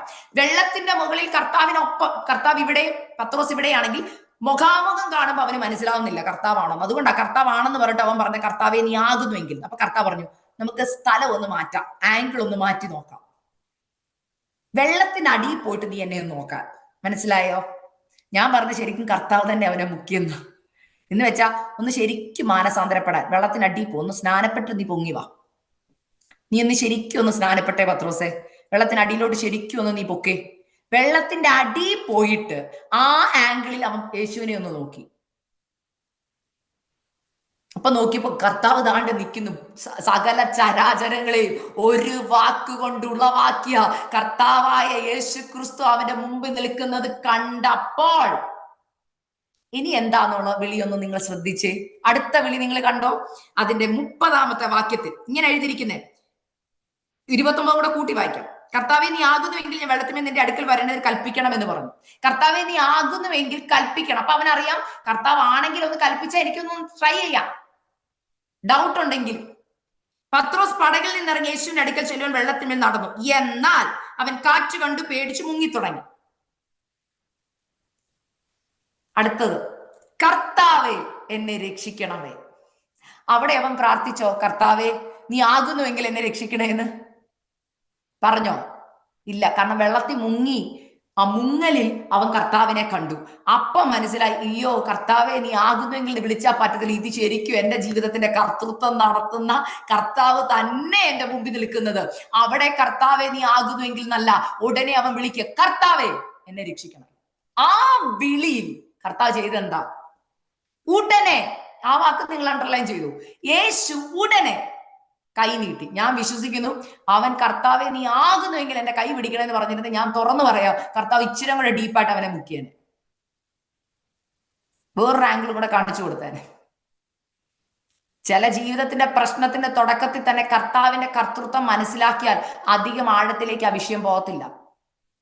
എന്നാൽ കർത്താവിനെ മനസ്സിലാക്കാത്ത ചിലരോട് കർത്താവ് പറയുക, വിഷയത്തിന്റെ നടുവിൽ ഞാൻ ആരെന്നും എന്റെ കർത്തൃത്വം എന്തെന്നും മനസ്സിലാക്കേണ്ടതിന് പ്രശ്നം ഒന്ന് ഗുരുതരമായെന്നിരിക്കും. അതിന്റെ അർത്ഥം കർത്താവ് കൈ വിട്ടിട്ടില്ല. ചിന്തിക്കരുത് കർത്താവ് കൈ വിട്ടെന്ന്. കൂടെ അപ്പോഴും നിൽക്കുക കർത്താവ്. വെള്ളത്തിൽ മുങ്ങുമ്പോഴും കർത്താവ് അവിടെ തന്നെ നിപ്പുണ്ട്. കർത്താവ് പറയാ, ഞാനുണ്ട് പത്രോസേ. കർത്താവെ നീ എപ്പോൾ പത്രോസ് വിളിച്ചു ഉടനെ പറയും, യേശു ഉടനെ കൈ നീട്ടി അവനെ പിടിച്ചു. എന്നിട്ട് പറയുക, അല്പവിശ്വാസിയെ, നീ എന്തിനെ സംശയിച്ചു? അപ്പൊ ശരിക്കും കർത്താവ് ട്രീറ്റ് ചെയ്ത് എന്താണെന്നറിയാം അവിടെ? അവന്റെ സംശയമാണ്. ഇന്ന് ചിലരോട് കർത്താവ് പറയാ, നിങ്ങളുടെ വിഷമം, അതായത് ഓൾറെഡി പ്രശ്നത്തിനകത്തായിരുന്നു, പക്ഷെ ഇപ്പൊ കേൾക്കുന്ന ചിലരുണ്ട് പറയാം, സിസ്റ്റർ പ്രശ്നം ഉണ്ടായിരുന്നു, പക്ഷെ ഇപ്പം പ്രശ്നത്തിന് നടുക്ക് നിൽക്കുക, ഞാൻ അതിനകത്ത് മുങ്ങി തുടങ്ങുക. കർത്താവ് പറയുക, മോളെ ഇപ്പൊ മുങ്ങാൻ കാരണം നിന്റെ സംശയമാണ്. നീ കർത്താവെ കർത്താവെ എന്നെ വിളിക്കുന്നുണ്ടെങ്കിലും ആണോ എന്ന് സംശയത്തിലാ വിളിക്കുന്നത്. എന്നാൽ നീ എപ്പോൾ ഞാനാണ് നിന്റെ ജീവിതത്തിന്റെ കർത്തൃത്വം നടത്തുന്നതെന്ന് ഉറപ്പോടെ ഹൃദയത്തിന്റെ അകത്തളത്തിൽ വിശ്വസിച്ച് വിളിക്കുന്നോ, അപ്പൊ കർത്താവ് പറഞ്ഞാൽ അതിനെ കൈനീട്ടി അതിനകത്ത് രക്ഷിക്കാം. ഇന്ന് എത്ര പേർക്ക് പറയാൻ കഴിയും, കർത്താവെ അങ്ങാണ് എന്റെ ജീവിതത്തിന്റെ കർത്തൃത്വം നടത്തുന്നത്, ഞാനത് വിശ്വസിക്കാൻ തയ്യാറാണ്. പെട്ടെന്ന് ഒരു വ്യക്തിയും കൂടെ ഞാൻ പരിചയപ്പെടുത്തിയിട്ട് ഞാൻ എന്റെ വാക്കുകൾ നിർത്തുക. ഇന്ന് രാവിലെ ഞാൻ എന്റെ ഡെയിലി മെഡിറ്റേഷനിൽ വായിച്ചൊരു വാക്യം അതെന്നെ ഭയങ്കരമായിട്ട് ചിന്തിപ്പിച്ചു. ഞാൻ വാക്യങ്ങളൊന്നും വായിക്കുന്നത് പെട്ടെന്ന് ഞാൻ തന്നെ പറഞ്ഞു പോവാം. യോഹന്നാന്റെ സുവിശേഷം 9-ാം അധ്യായം, അവിടെ ഒരു കുരുടന്റെ കാര്യം പറയുന്നുണ്ട്. ശിഷ്യന്മാർ വന്നിട്ട് പറയാ, ഇവൻ ഇങ്ങനെ കുരുടനായി ജനിക്കാൻ കാരണം അവന്റെ അപ്പനാണോ അമ്മയാണോ അവന്റെ പാപമാണോ? അപ്പൊ കർത്താവ് പറഞ്ഞ അല്ല, ദൈവപ്രവൃത്തി അവങ്കിൽ വെളിവാകേണ്ടതിന്. അപ്പൊ ചിലരുടെ ജീവിതത്തിന്റെ കഷ്ടത ദൈവം അലൗ ചെയ്യുന്ന എന്തിനാണെന്നറിയോ? ദൈവപ്രവൃത്തി വെളിവാകേണ്ടതിന്. അതായത് കടലിൽ നടക്കാൻ പറ്റുമെന്ന് ലോകത്ത് പ്രൂവ് ചെയ്ത വ്യക്തി ആരാന്നറിയോ? പത്രോസാ. യേശു കഴിഞ്ഞാൽ കടലിൽ നടന്നിട്ടുള്ള ഒരൊറ്റ വ്യക്തിയുള്ളൂ. ആരാ? പത്രോസ്. ഞാൻ ചിലർ വെള്ളത്തിൽ നടക്കുന്ന കണ്ടിട്ടുണ്ട്, അങ്ങനെ നടന്ന് മാജിക് ഒക്കെ കാണിക്കുന്ന കണ്ടിട്ടുണ്ട്. പക്ഷെ അവരുടെ കഴുത്തിന്റെ പുറകിൽ എന്തുണ്ടെന്നറിയോ? ഒരു കയറ് കെട്ടിയിട്ടുണ്ട്, കാണാൻ പറ്റാത്ത കയറ്. ഇത് കാണാൻ പറ്റാത്ത കയറല്ല, ദൈവശക്തിയാ. മനസ്സിലാവുന്നുണ്ടോ? ഇപ്പൊ ഈ കർത്താവെ എന്നുള്ള പേര് പറയാൻ എല്ലാവരെയും കൊണ്ടും പറ്റത്തില്ല. അതും കൂടെ ഞാനൊന്ന് പറയാം, എന്നാലേ അത് ആ വചനം പൂർണ്ണമാവത്തുള്ളൂ. കർത്താവെ കർത്താവെ എന്ന് എല്ലാവർക്കും പറയാൻ പറ്റത്തില്ല, അത് ആ പ്രശ്നമാണ്. ചിലർ പറയും, സിസ്റ്റർ എനിക്ക് പ്രാർത്ഥിക്കുമ്പോൾ കർത്താവെ കർത്താവെ എന്ന് പറയും, പക്ഷെ എനിക്ക് പൂർണ്ണമായിട്ട് അങ്ങോട്ട് സറണ്ടർ ചെയ്യാൻ പറ്റത്തില്ല എന്ന് പറയുന്നവർക്കൊരു വചനം കൂടെ ഞാൻ പറയാം. നമ്മൾക്ക് ആ വചനം ഒന്ന് വായിക്കാം, ഞാൻ പെട്ടെന്ന് ഒന്ന് പറയാവേ. 1 കൊരിന്ത്യർ 12:3. 1 കൊരിന്ത്യർ 12:3. അത് കഴിഞ്ഞിട്ട് ഞാൻ മറ്റേ വചനത്തിലേക്ക് വരാം. 1 കൊരിന്ത്യർ 12:3 ഇങ്ങനെയാണ് പറയുന്നത്, പരിശുദ്ധാത്മാവിലല്ലാതെ യേശു കർത്താവ് എന്ന് പറയാൻ ആർക്കും കഴിയുകയില്ല. അതെന്നെ ഭയങ്കരമായിട്ട് ചിന്തിപ്പിച്ചു. യേശുവിനെ കർത്താവെന്ന് വെറുതെ പറയാൻ പറ്റുന്നവരുണ്ട്, ചുമ്മാ അങ്ങ് പറയുക. പക്ഷെ കർത്തൃത്വം നടത്തുന്നവനെ, ആ വാക്കിന്റെ അർത്ഥം ഒന്ന് ഓർത്തപ്പോ നിങ്ങൾ പറയും, സിസ്റ്റർ ഞാൻ അഭിഷേകം ഒന്നും പ്രാപിച്ചിട്ടില്ല, പരിശുദ്ധാത്മാവിനൊന്നും പ്രാപിച്ചിട്ടില്ലല്ലോ, പക്ഷെ ഞാൻ കർത്താവ് എന്ന് പറയുന്നുണ്ടല്ലോ എന്ന് ചിന്തിക്കരുത്. ഹിന്ദുക്കൾ കർത്താവ് എന്ന് പറയുന്നുണ്ടല്ലോ, ആ പറച്ചിലല്ല. അപ്പൊ ഓർക്കണം, ഇത് പറയാൻ എന്തു വേണം? ഒരു അഭിഷേകം വേണോന്ന്, പരിശുദ്ധാത്മാവ് വേണോന്ന്. പരിശുദ്ധാത്മാവ് എന്തിനെ കുറിച്ച് ബോധം വരുത്തും? പാപത്തെക്കുറിച്ചും നീതിയെക്കുറിച്ചും ന്യായവിധിയെക്കുറിച്ചും ബോധം വരുത്തും. സത്യം എന്തെന്ന് തിരിച്ചറിയിപ്പിക്കുന്നത് പരിശുദ്ധാത്മാവ്. ഈ പരിശുദ്ധാത്മാവ് ഒരുവന്റെ ഹൃദയത്തിൽ പരിവർത്തിക്കാൻ തുടങ്ങിയാൽ അവൻ പറയുന്നത് ഇങ്ങനെയാ, വെറുതെ അല്ല വാക്ക്, കർത്താവ് എന്റെ ജീവിതത്തിന്റെ കർത്തൃത്വം നടത്തുന്നവനാ. അതുകൊണ്ടാ പറയാ പരിശുദ്ധാത്മാവ് അല്ലാതെ ആർക്കും പറയാൻ പറ്റത്തില്ലെന്ന്. ഹല്ലേലൂയ. അടുത്തൊരു വാക്യം കൂടെ ഞാൻ പെട്ടെന്നൊന്ന് വായിപ്പിക്കാം. ഫിലിപ്പിയർ 2:11. ഫിലിപ്പിയർ 2:11 ഇങ്ങനെ പറഞ്ഞു, യേശു ക്രിസ്തു കർത്താവെന്ന് പിതാവായ ദൈവത്തിന്റെ മഹത്വത്തിനായി ഏറ്റുപറയുകയും ചെയ്യേണ്ടി വരും. അപ്പൊ യേശു കർത്താവെന്ന് എല്ലാവരും പറഞ്ഞേ പറ്റൂ ഒരു ദിവസം, അല്ലേ? അപ്പൊ ഒന്ന് ഓർത്ത്, ആ വാക്കിന്റെ എത്രത്തോളം മഹത്വമുള്ളത് ആ വാക്ക്. സകല ഭൂലോകരും യേശു കർത്താവെന്ന് പറഞ്ഞേ പറ്റൂ. എന്തിന്? ദൈവത്തിന്റെ മഹത്വത്തിന് വേണ്ടി. നമ്മളെല്ലാം പാട്ട് പാടും, അല്ലേ? എല്ലാ മുട്ടും മടങ്ങും, എല്ലാ നാവും പാടിടും, യേശു മാത്രം കർത്താവ്. ആ വാക്കൊന്ന് ഓർത്ത് നോക്കിയേ. അപ്പൊ എന്റെ അർത്ഥം, യേശു മാത്രം കർത്താവ് എന്ന് പറയണമെങ്കിൽ പല കർത്താക്കളും ഉണ്ട്. നമ്മൾ ഓർക്കും നമ്മുടെ ജീവിതത്തിൽ വേറെ ഏതാ കർത്താവെന്ന്. നിങ്ങൾ ഓർക്കും വിഗ്രഹാരാധന ഇല്ലെന്ന്. പല പെന്തുക്കോസുകാരും വിചാരിക്കുന്നു നമുക്കൊന്നും വിഗ്രഹാരാധന ഇല്ലെന്ന്. വിഗ്രഹാരാധന ഉള്ളവരാ പെന്തുക്കോസുകാർ. എങ്ങനെയാന്ന് ഞാൻ പറയാം. നിങ്ങളുടെ ജീവിതത്തിൽ കർത്താവല്ലാതെ കർത്തൃത്വം നടത്തുന്ന വേറെ ആരെങ്കിലും ഉണ്ടെങ്കിൽ, ആരാണ് നിങ്ങളുടെ ജീവിതത്തിന്റെ കർത്തൃത്വം നടത്തുന്ന ആ വ്യക്തി നിങ്ങളുടെ വിഗ്രഹം. മനസ്സിലാവുന്നുണ്ടോ? തീരുമാനങ്ങൾ, നിങ്ങളുടെ ജീവിതത്തിന്റെ തീരുമാനങ്ങൾ കർത്താവ് അല്ലാതെ ആരാണോ എടുക്കുന്നത് അവരാ നിങ്ങളുടെ വിഗ്രഹം. ചിലപ്പോൾ നിങ്ങൾ തന്നെ ആയിരിക്കാം നിങ്ങളുടെ വിഗ്രഹം. പലപ്പോഴും നമ്മൾ മറ്റു വിഗ്രഹങ്ങളെ കുറിച്ച് പറയും, എന്തുവാ, പക്ഷെ ചിലപ്പോൾ നമ്മൾ തന്നെ നമുക്ക് അങ്ങോട്ട് കംപ്ലീറ്റ് ആയിട്ട് സറണ്ടർ ചെയ്ത് കൊടുക്കാൻ, എന്നാലും എനിക്ക് ഇതാ ഇഷ്ടം, ഈ വിവാഹം ദൈവഹിതമല്ലെന്ന് പറഞ്ഞാലും എന്നാലും എനിക്ക് ഇതാ ഇഷ്ടം. കർത്താവ് പറയും, മോളെ ഇന്ന ജോലി എടുത്താൽ മതി. അല്ല കർത്താവ്, എനിക്ക് ഇന്നതാ ഇഷ്ടം. ആ കർത്തൃത്വം അങ്ങോട്ട് കൊടുത്തിട്ടില്ല. കാരണം നമ്മുടെ സെൽഫ്, സ്വയം അങ്ങോട്ട് മരിച്ചിട്ടില്ല, അത് അങ്ങോട്ട് കൊടുത്തിട്ടില്ല. ഞാനൊരു കാര്യം പറയട്ടെ, ശരിക്കും നമ്മൾ കർത്താവിന്റെ ഡിസൈപ്പിൾസ് ശിഷ്യന്മാരാന്നാ പറയുന്നല്ലേ, ഞാൻ കർത്താവിന്റെ പൈതലാന്ന് പറയുന്നു. പക്ഷെ സ്വയം ത്യജിക്കാത്തവർക്ക് ആർക്കും ദൈവ പൈതൽ എന്ന് പറയാൻ പറ്റത്തില്ല. സ്വയം ത്യജിക്കണം. സ്വയം എന്ന് പറയുന്ന സ്വന്തം ഇച്ഛകൾ, ഇഷ്ടങ്ങൾ, തീരുമാനങ്ങൾ ത്യജിക്കാത്ത ഒരു വ്യക്തിക്ക് കർത്താവിന്റെ ഡിസൈപ്പിൾ ആകാൻ പറ്റത്തില്ല. കർത്താവ് തന്നെ പറഞ്ഞിട്ടുണ്ട്. യോഹന്നാന്റെ സുവിശേഷം, നിങ്ങൾ ലൂക്കോസിന്റെ സുവിശേഷമൊക്കെ വായിക്കുമ്പോൾ അവിടെ പറഞ്ഞിട്ടുണ്ട് തന്നെത്താൻ ത്യജിക്കണമെന്ന്. തന്നെത്താൻ ത്യജിക്കാന്ന് പറഞ്ഞാൽ സ്വന്തം ഇഷ്ടങ്ങൾ ത്യജിക്കാന്ന, താല്പര്യങ്ങൾ ത്യജിക്കാന്ന, തീരുമാനങ്ങൾ ത്യജിക്കാന്ന. അപ്പോൾ ഈ കർത്താവിന് വെറുതെ വിളിക്കാൻ പറ്റുമോ? പറ്റത്തില്ല. ഈ 9-ാം അധ്യായത്തിൽ ഒരാൾ കർത്താവിനെ വിളിച്ചൊരു പെട്ടെന്ന് പറഞ്ഞു നിർത്തുക, 1 മിനിറ്റ് പെട്ടെന്ന് ഞാൻ നിർത്താം. ഇവിടെ പറയുന്നു, ഈ കുരുടന് കർത്താവ് വിടുതൽ കൊടുത്ത് എങ്ങനെയെന്നറിയോ? നിലത്ത് തുപ്പി, ചേറുണ്ടാക്കി കണ്ണിൽ തേച്ചു, എന്നിട്ട് പറഞ്ഞു ശീലോഹം കുളത്തിൽ പോയി കഴുകാൻ പറഞ്ഞു. അതൊക്കെ ഞാൻ വിശദീകരിക്കുന്നില്ല. എന്നാൽ ആദ്യം ഈ വ്യക്തിയോട് ചോദിച്ചു, ആരാ വിടുതൽ തന്നെന്ന് ചോദിച്ചപ്പോ പറയുന്ന ഒരു വാക്കുണ്ട്, 11-ാം വാക്യം, യേശു എന്ന് പേരുള്ള മനുഷ്യൻ. വിടുതൽ കിട്ടിക്കഴിഞ്ഞിട്ടും ഈ വ്യക്തിക്ക് മനസ്സിലായിട്ടില്ല ഇത് ആരാണ്.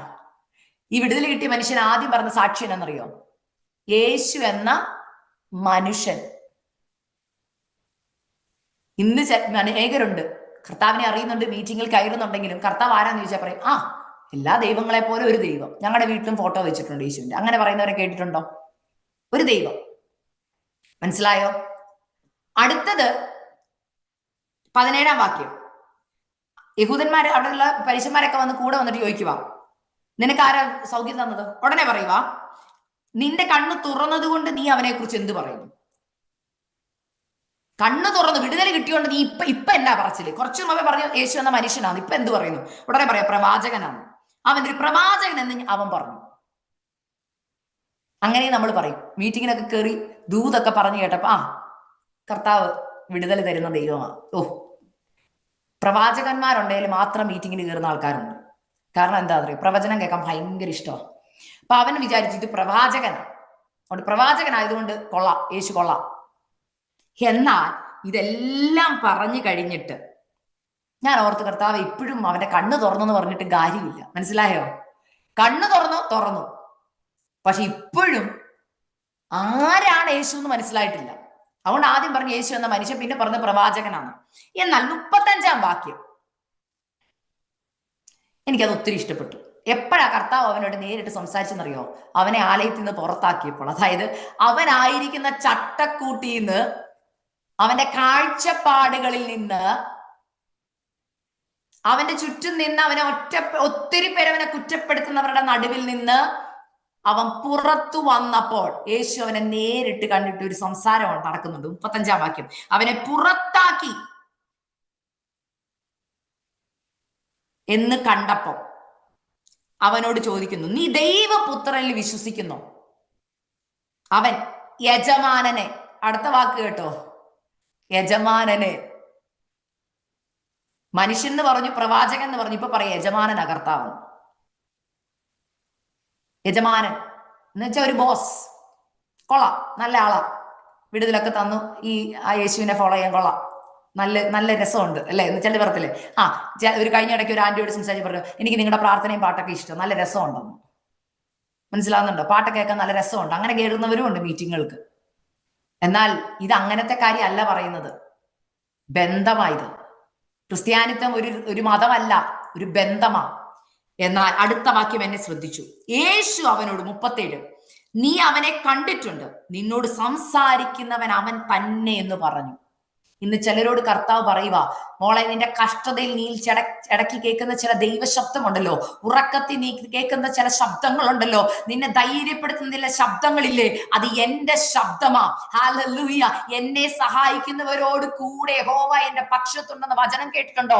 നിങ്ങളെ സഹായിക്കാൻ ചിലരെ ദൈവം എഴുന്നേൽപ്പിച്ചിട്ടില്ല ഈ കാലഘട്ടത്തില്. ഈ വേദനയിൽ നിങ്ങളെ ചിലരെ ധൈര്യപ്പെടുത്തുന്നില്ലേ? കർത്താവ് പറയാ, അവരോട് കൂടെ ഞാൻ നിന്റെ കൂടെ ഉണ്ടെന്ന്. അപ്പോൾ അവൻ പറയുന്നൊരു വാക്കുണ്ട്, ഉടനെ അവൻ, കർത്താവേ ഞാൻ വിശ്വസിക്കുന്നു. അന്നാ ശരിക്കും മാനസാന്തരം കിട്ടുക. വിടുതൽ കിട്ടിയത് കൊണ്ട് ചിന്തിക്കരുത് നിങ്ങൾ ദൈവവുമായിട്ട് ബന്ധമുണ്ടെന്ന്. അവന് കണ്ണിന് കാഴ്ച കിട്ടിയത് കൊണ്ട് അവൻ കർത്താവിന്റെ ഫോളോവർ ആയില്ല. നമ്മൾ അങ്ങനെ, ആ കർത്താവ് എന്നെ വിടുവിച്ചു, പാപത്തിൽ നിന്ന് വിടുവിച്ചു, ഞാൻ രക്ഷിക്കപ്പെട്ടു, ഞാൻ സ്നാനപ്പെട്ടു, ഞാൻ കർത്താവിന്റെ ശിഷ്യനാ. അല്ല, എന്നാണ് ഹൃദയപൂർവ്വം നിങ്ങൾ വിശ്വസിക്കുന്നത്, അപ്പോഴാണ് നിങ്ങൾ കർത്താവിന്റെ പൈതലാവുന്നത്. കർത്തൃത്വം നടത്തുന്നത് കർത്താവാന്ന് വിശ്വസിക്കുന്ന സമയത്തെ വിടുതൽ നടക്കുന്നത്. അപ്പോൾ അതിനു മുമ്പ് ഞാൻ പറഞ്ഞു, ഈ മനുഷ്യൻ വിളിച്ച പേര് കേട്ടില്ല, യേശു എന്ന മനുഷ്യൻ, പ്രവാചകൻ, യജമാനൻ.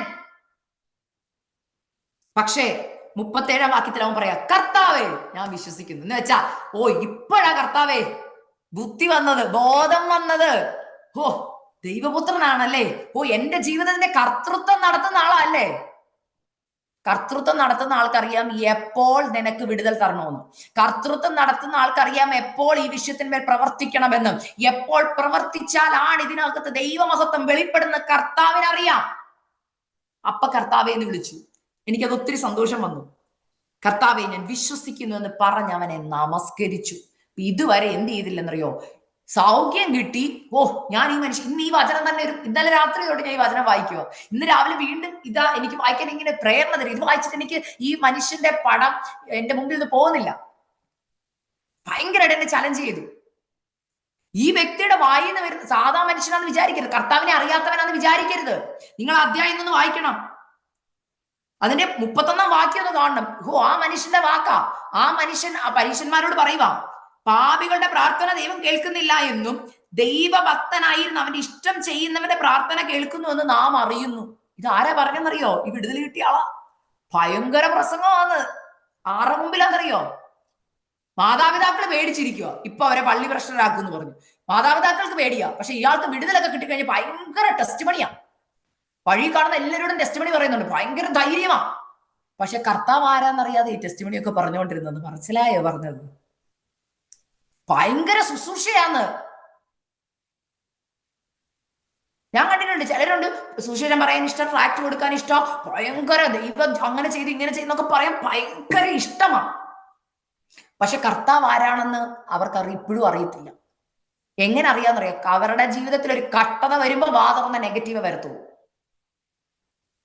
ഞാൻ എന്നാൽ ഈ കർത്താവിനെ അറിഞ്ഞിട്ട് എന്റെ ജീവിതത്തിൽ പ്രശ്നമാണല്ലോ, എന്റെ ജീവിതത്തിൽ മാത്രം എന്താ ഇങ്ങനെ? ദൈവങ്ങളെ, കഷ്ടത കർത്താവ് തന്ന അവകാശം, അത് മനസ്സിലാക്കണം. കഷ്ടതയില്ലാത്തൊരു ജീവിതം ക്രിസ്തീയ ജീവിതമല്ല. കർത്താവ് ഞാൻ സ്നേഹിക്കുന്ന മക്കളെ കർത്താവ് തന്റെ ഡിസിപ്ലിനകത്ത് കൊണ്ടുപോകും. ചില കഷ്ടതകളുണ്ട്, വേദനകളുണ്ട്, പ്രയാസങ്ങളുണ്ട്. അതില്ലാത്തൊരു ക്രിസ്തീയ ജീവിതം അല്ല. എന്നാൽ കർത്താവ് പറയും ഞാൻ കൂടെ ഉണ്ട്. കർത്താവിന്റെ ഉദ്ദേശം ചോദിച്ചാൽ കർത്താവ് അത് കാണിച്ചു തരും. ഇവിടെ എപ്പോൾ അവൻ കർത്താവ് എന്ന് വിളിച്ചോ അപ്പൊ അവന് മനസ്സിലായി ഈ വ്യക്തി വെറുതെ വിളിക്കേണ്ട ആളല്ല, നമസ്കരിക്കേണ്ടവനാ, ആരാധിക്കേണ്ടവനാ. മനസ്സിലായോ? എപ്പോഴാ നിങ്ങളുടെ ഉള്ളിൽ നിന്ന് യഥാർത്ഥ ആരാധന പുറത്തു വരുന്നറിയോ? കർത്തൃത്വം നടത്തുന്നവനെ എന്നാ വിളിച്ചല്ലേ? കർത്തൃത്വം നടത്തുന്നവനെ ഞാൻ വിശ്വസിക്കുന്നു എന്ന് അവൻ പറഞ്ഞതിന്റെ അർത്ഥം. ഇന്ന് പകൽക്കാലം പരിശുദ്ധാത്മ ശക്തമായി നിങ്ങളോട് ദൂത് പറയുക. ഹാലലൂയ. കർത്താവേ കർത്താവേ എന്ന് പേരറിഞ്ഞിട്ട് വെറുതെ അങ്ങ് വിളിക്കുന്ന ഒരു പേരായിട്ടത് മാറാതെ, എല്ലാ ദൈവങ്ങളെയും വിളിക്കുന്ന പോലെ ഒരു ദൈവത്തിന്റെ പേരായി മാറാതെ അതിന്റെ അർത്ഥം മനസ്സിലാക്കണം. എന്റെ ജീവിതത്തിന്റെ കർത്തൃത്വം നടത്തുന്നവനാണ് എന്റെ കർത്താവ്. എന്റെ സാമ്പത്തികം, എന്റെ തലമുറ, എന്റെ കുടുംബജീവിതം, എന്റെ ജോലി, എന്റെ ഭാവി, എന്റെ ശരീരം, നോക്കിക്കേ, കർത്തൃത്വം നടത്തുന്ന കർത്താവ് ഇവന്റെ സൗഖ്യം കൊടുത്തത്. കർത്താവിനറിയാം എപ്പ കൊടുക്കണമെന്ന്. ഞാൻ ഓർത്തു, ഒരു അധ്യായം മുഴുവൻ എഴുതിയിട്ടുള്ളത് ഈ കുരുടനെ കുറിച്ച് മാത്രമാണ്.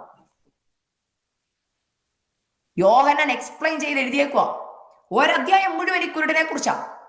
അപ്പൊ എനിക്ക് മനസ്സിലായി ഇതിനകത്ത് എന്തോ ദൈവികത. ഞാനിതിരുന്ന് വായിച്ചിട്ടും ആഴങ്ങൾ കർത്താവ് എനിക്ക് പറഞ്ഞു തരിക. ഇന്ന് രാവിലെ പരിശുദ്ധാത്മ ശക്തമായിട്ട് ഇടപെടാൻ ഇടയായിത്തീർന്നു. അപ്പോൾ എനിക്ക് മനസ്സിലായത്, നമ്മൾ പലപ്പോഴും യേശുവിനെ ഒരു മനുഷ്യനായും, കർത്താവിന്റെ പെന്തക്കോസ്ത് മീറ്റിംഗിൽ കയറിയ കുറെ പ്രവചനം കേൾക്കാം, നല്ലത്. അങ്ങനെയല്ല ദൈവമക്കളെ, നിങ്ങളുടെ ഭാവി പറയുന്ന ഒരു മീറ്റിംഗ് അല്ല ഇത്. നിങ്ങളുടെ യഥാർത്ഥ ഭാവി നിത്യതയാ. കർത്താവിനെ ഹൃദയത്തിൽ വിശ്വസിച്ച് ഏറ്റു പറഞ്ഞ് കർത്തൃത്വം കൊടുക്കുന്ന വ്യക്തികൾക്കുള്ളതാ കർത്താവിന്റെ നിത്യത. വെറുതെ കർത്താവേ കർത്താവേ എന്ന് വിളിക്കുന്നവർക്ക് നിത്യത ഇല്ല. അതെവിടെ എഴുതിയിരിക്കുന്നത്? കർത്താവ് തന്നെ പറഞ്ഞിട്ടുണ്ട്. എന്നെ കർത്താവേ കർത്താവേ എന്ന് വിളിച്ച് കർത്താവിന്റെ നാമത്തിൽ ഞങ്ങൾ അത് ചെയ്തു, കർത്താവിന്റെ നാമത്തിൽ ഇത് ചെയ്തു. കർത്താവ് പറയും എനിക്ക് നിങ്ങളെ അറിയത്തില്ല. കാരണം കർത്താവിന് മനസ്സിലായി ഹൃദയത്തിൽ നല്ല ഈ വിളിയൊക്കെ വന്നത് വെറുതെ വിളിക്കുക. അതുകൊണ്ട് ഹൃദയം തുറന്ന് ആര് കർത്താവിന്റെ പേര് വിളിക്കുന്നോ, ഞാൻ ആ റോമാലേഖനത്തിലെ വാക്യം വായിച്ചിട്ട് ഞാൻ നിർത്തുക. അവിടെ പറയുന്ന ഒരു വാക്കുണ്ട്, കർത്താവിന്റെ നാമത്തെ വിളിച്ചപേക്ഷിക്കുന്ന ഏവനും രക്ഷിക്കപ്പെടും. എന്നാൽ അവർ വിശ്വസിക്കാത്തവനെ എങ്ങനെ വിളിച്ചപേക്ഷിക്കും? അപ്പൊ വിശ്വസിക്കാത്തവരെ വിളിച്ചപേക്ഷിക്കുന്നവരുണ്ടല്ലേ. കർത്താവിന്റെ വിശ്വാസം ഒന്നും ഇല്ലെങ്കിലും പ്രാർത്ഥിക്കുന്നവരുണ്ട്, പള്ളിയിൽ പോകുന്നവരുണ്ട്, വചനം കയ്യിലെടുക്കുന്നവരുണ്ട്, ഒക്കെ ഉണ്ട്. പക്ഷെ ഉള്ളിൽ പ്രശ്നം വരുമ്പോൾ വാ തുറന്ന നെഗറ്റീവ് പറയത്തുള്ളൂ. കർത്താവിന്റെ ഏറ്റവും വേദനയുള്ള വാക്ക് അവിശ്വാസം. എന്നെ കഴിഞ്ഞ ദിവസം വളരെയധികം ഭയപ്പെടുത്തിയ ഒരു വാക്യമുണ്ട്. വെളിപ്പാട് പുസ്തകം നിങ്ങൾക്ക് സമയമുള്ളപ്പോൾ വായിച്ചു. 21 അധ്യായത്തിനകത്ത് ആരൊക്കെ കർത്താവിന്റെ സന്നിധി പോകത്തില്ല എന്ന് എഴുതിയിരിക്കുന്നവരുടെ കുറെ ലിസ്റ്റ് ഉണ്ട്. നരകത്തിൽ പോകുന്നവരുടെ ലിസ്റ്റ്. അതിനകത്ത് ഒരു വാക്ക് എന്നെ ചിന്തിപ്പിച്ചു, അവിശ്വാസികളെന്ന്. ഓ, നമ്മളൊക്കെ മദ്യപാന്മാരെയും കൊലപാതകന്മാരെയൊക്കെ നിങ്ങളൊക്കെ നരകത്തിലുള്ളവരാ കേട്ടോ, ഞങ്ങൾ കർത്താവിന്റെ അടുത്തിരിക്കുന്നവരാ. കർത്താവ് പറയും, മോനെ അവിശ്വാസം ഉണ്ടോ? വരത്തില്ല കേട്ടോ. എന്തുകൊണ്ട് ഈ അവിശ്വാസം എന്ന് പറയാൻ കാരണം, കർത്താവിനെ വിശ്വാസം ഇല്ല. നമുക്ക് ഏറ്റവും കൂടുതൽ വേദനിപ്പിക്കുന്ന ഒരു, നമ്മളെ വേദനിപ്പിക്കുന്ന ഒരു, എന്റെ കാര്യത്തിൽ ഞാൻ പറയാം, വിശ്വാസവഞ്ചന. അതായത് നമ്മൾ പറഞ്ഞ എന്നെ വിശ്വസിക്കുന്നു എന്ന് പറഞ്ഞിട്ട് എന്നോട് അവിശ്വാസം കാണിച്ചാൽ, എന്നെ വിശ്വാസം ഇല്ലാന്ന് കാണിച്ചാൽ എനിക്ക് ഭയങ്കര വേദനയുള്ള ഒരു കാര്യമാണ്. ഞാൻ പറയുന്ന ഒരു കാര്യം, വിശ്വാസം ഇല്ലാതെ ഒരാൾ ഡൗട്ട്. അങ്ങനെയാണെങ്കിൽ കർത്താവിനെ എത്ര വട്ടം നമ്മൾ വിഷമിപ്പിക്കുന്നുണ്ട്. ഇന്ന് ആ ഒരു ഏരിയ നിങ്ങൾ മാനസാന്തരപ്പെടണം. കർത്താവെ കർത്താവെ എന്ന് വിളിക്കാനല്ല, യഥാർത്ഥമായ ആ വാക്കിന്റെ അർത്ഥം ഇന്ന് മനസ്സിലാക്കണം. എത്ര പേർക്ക് ഇന്നത് മനസ്സിലായി? എന്റെ ജീവിതത്തിന്റെ കർത്തൃത്വം നടത്തുന്നവൻ അതിന്റെ അർത്ഥം.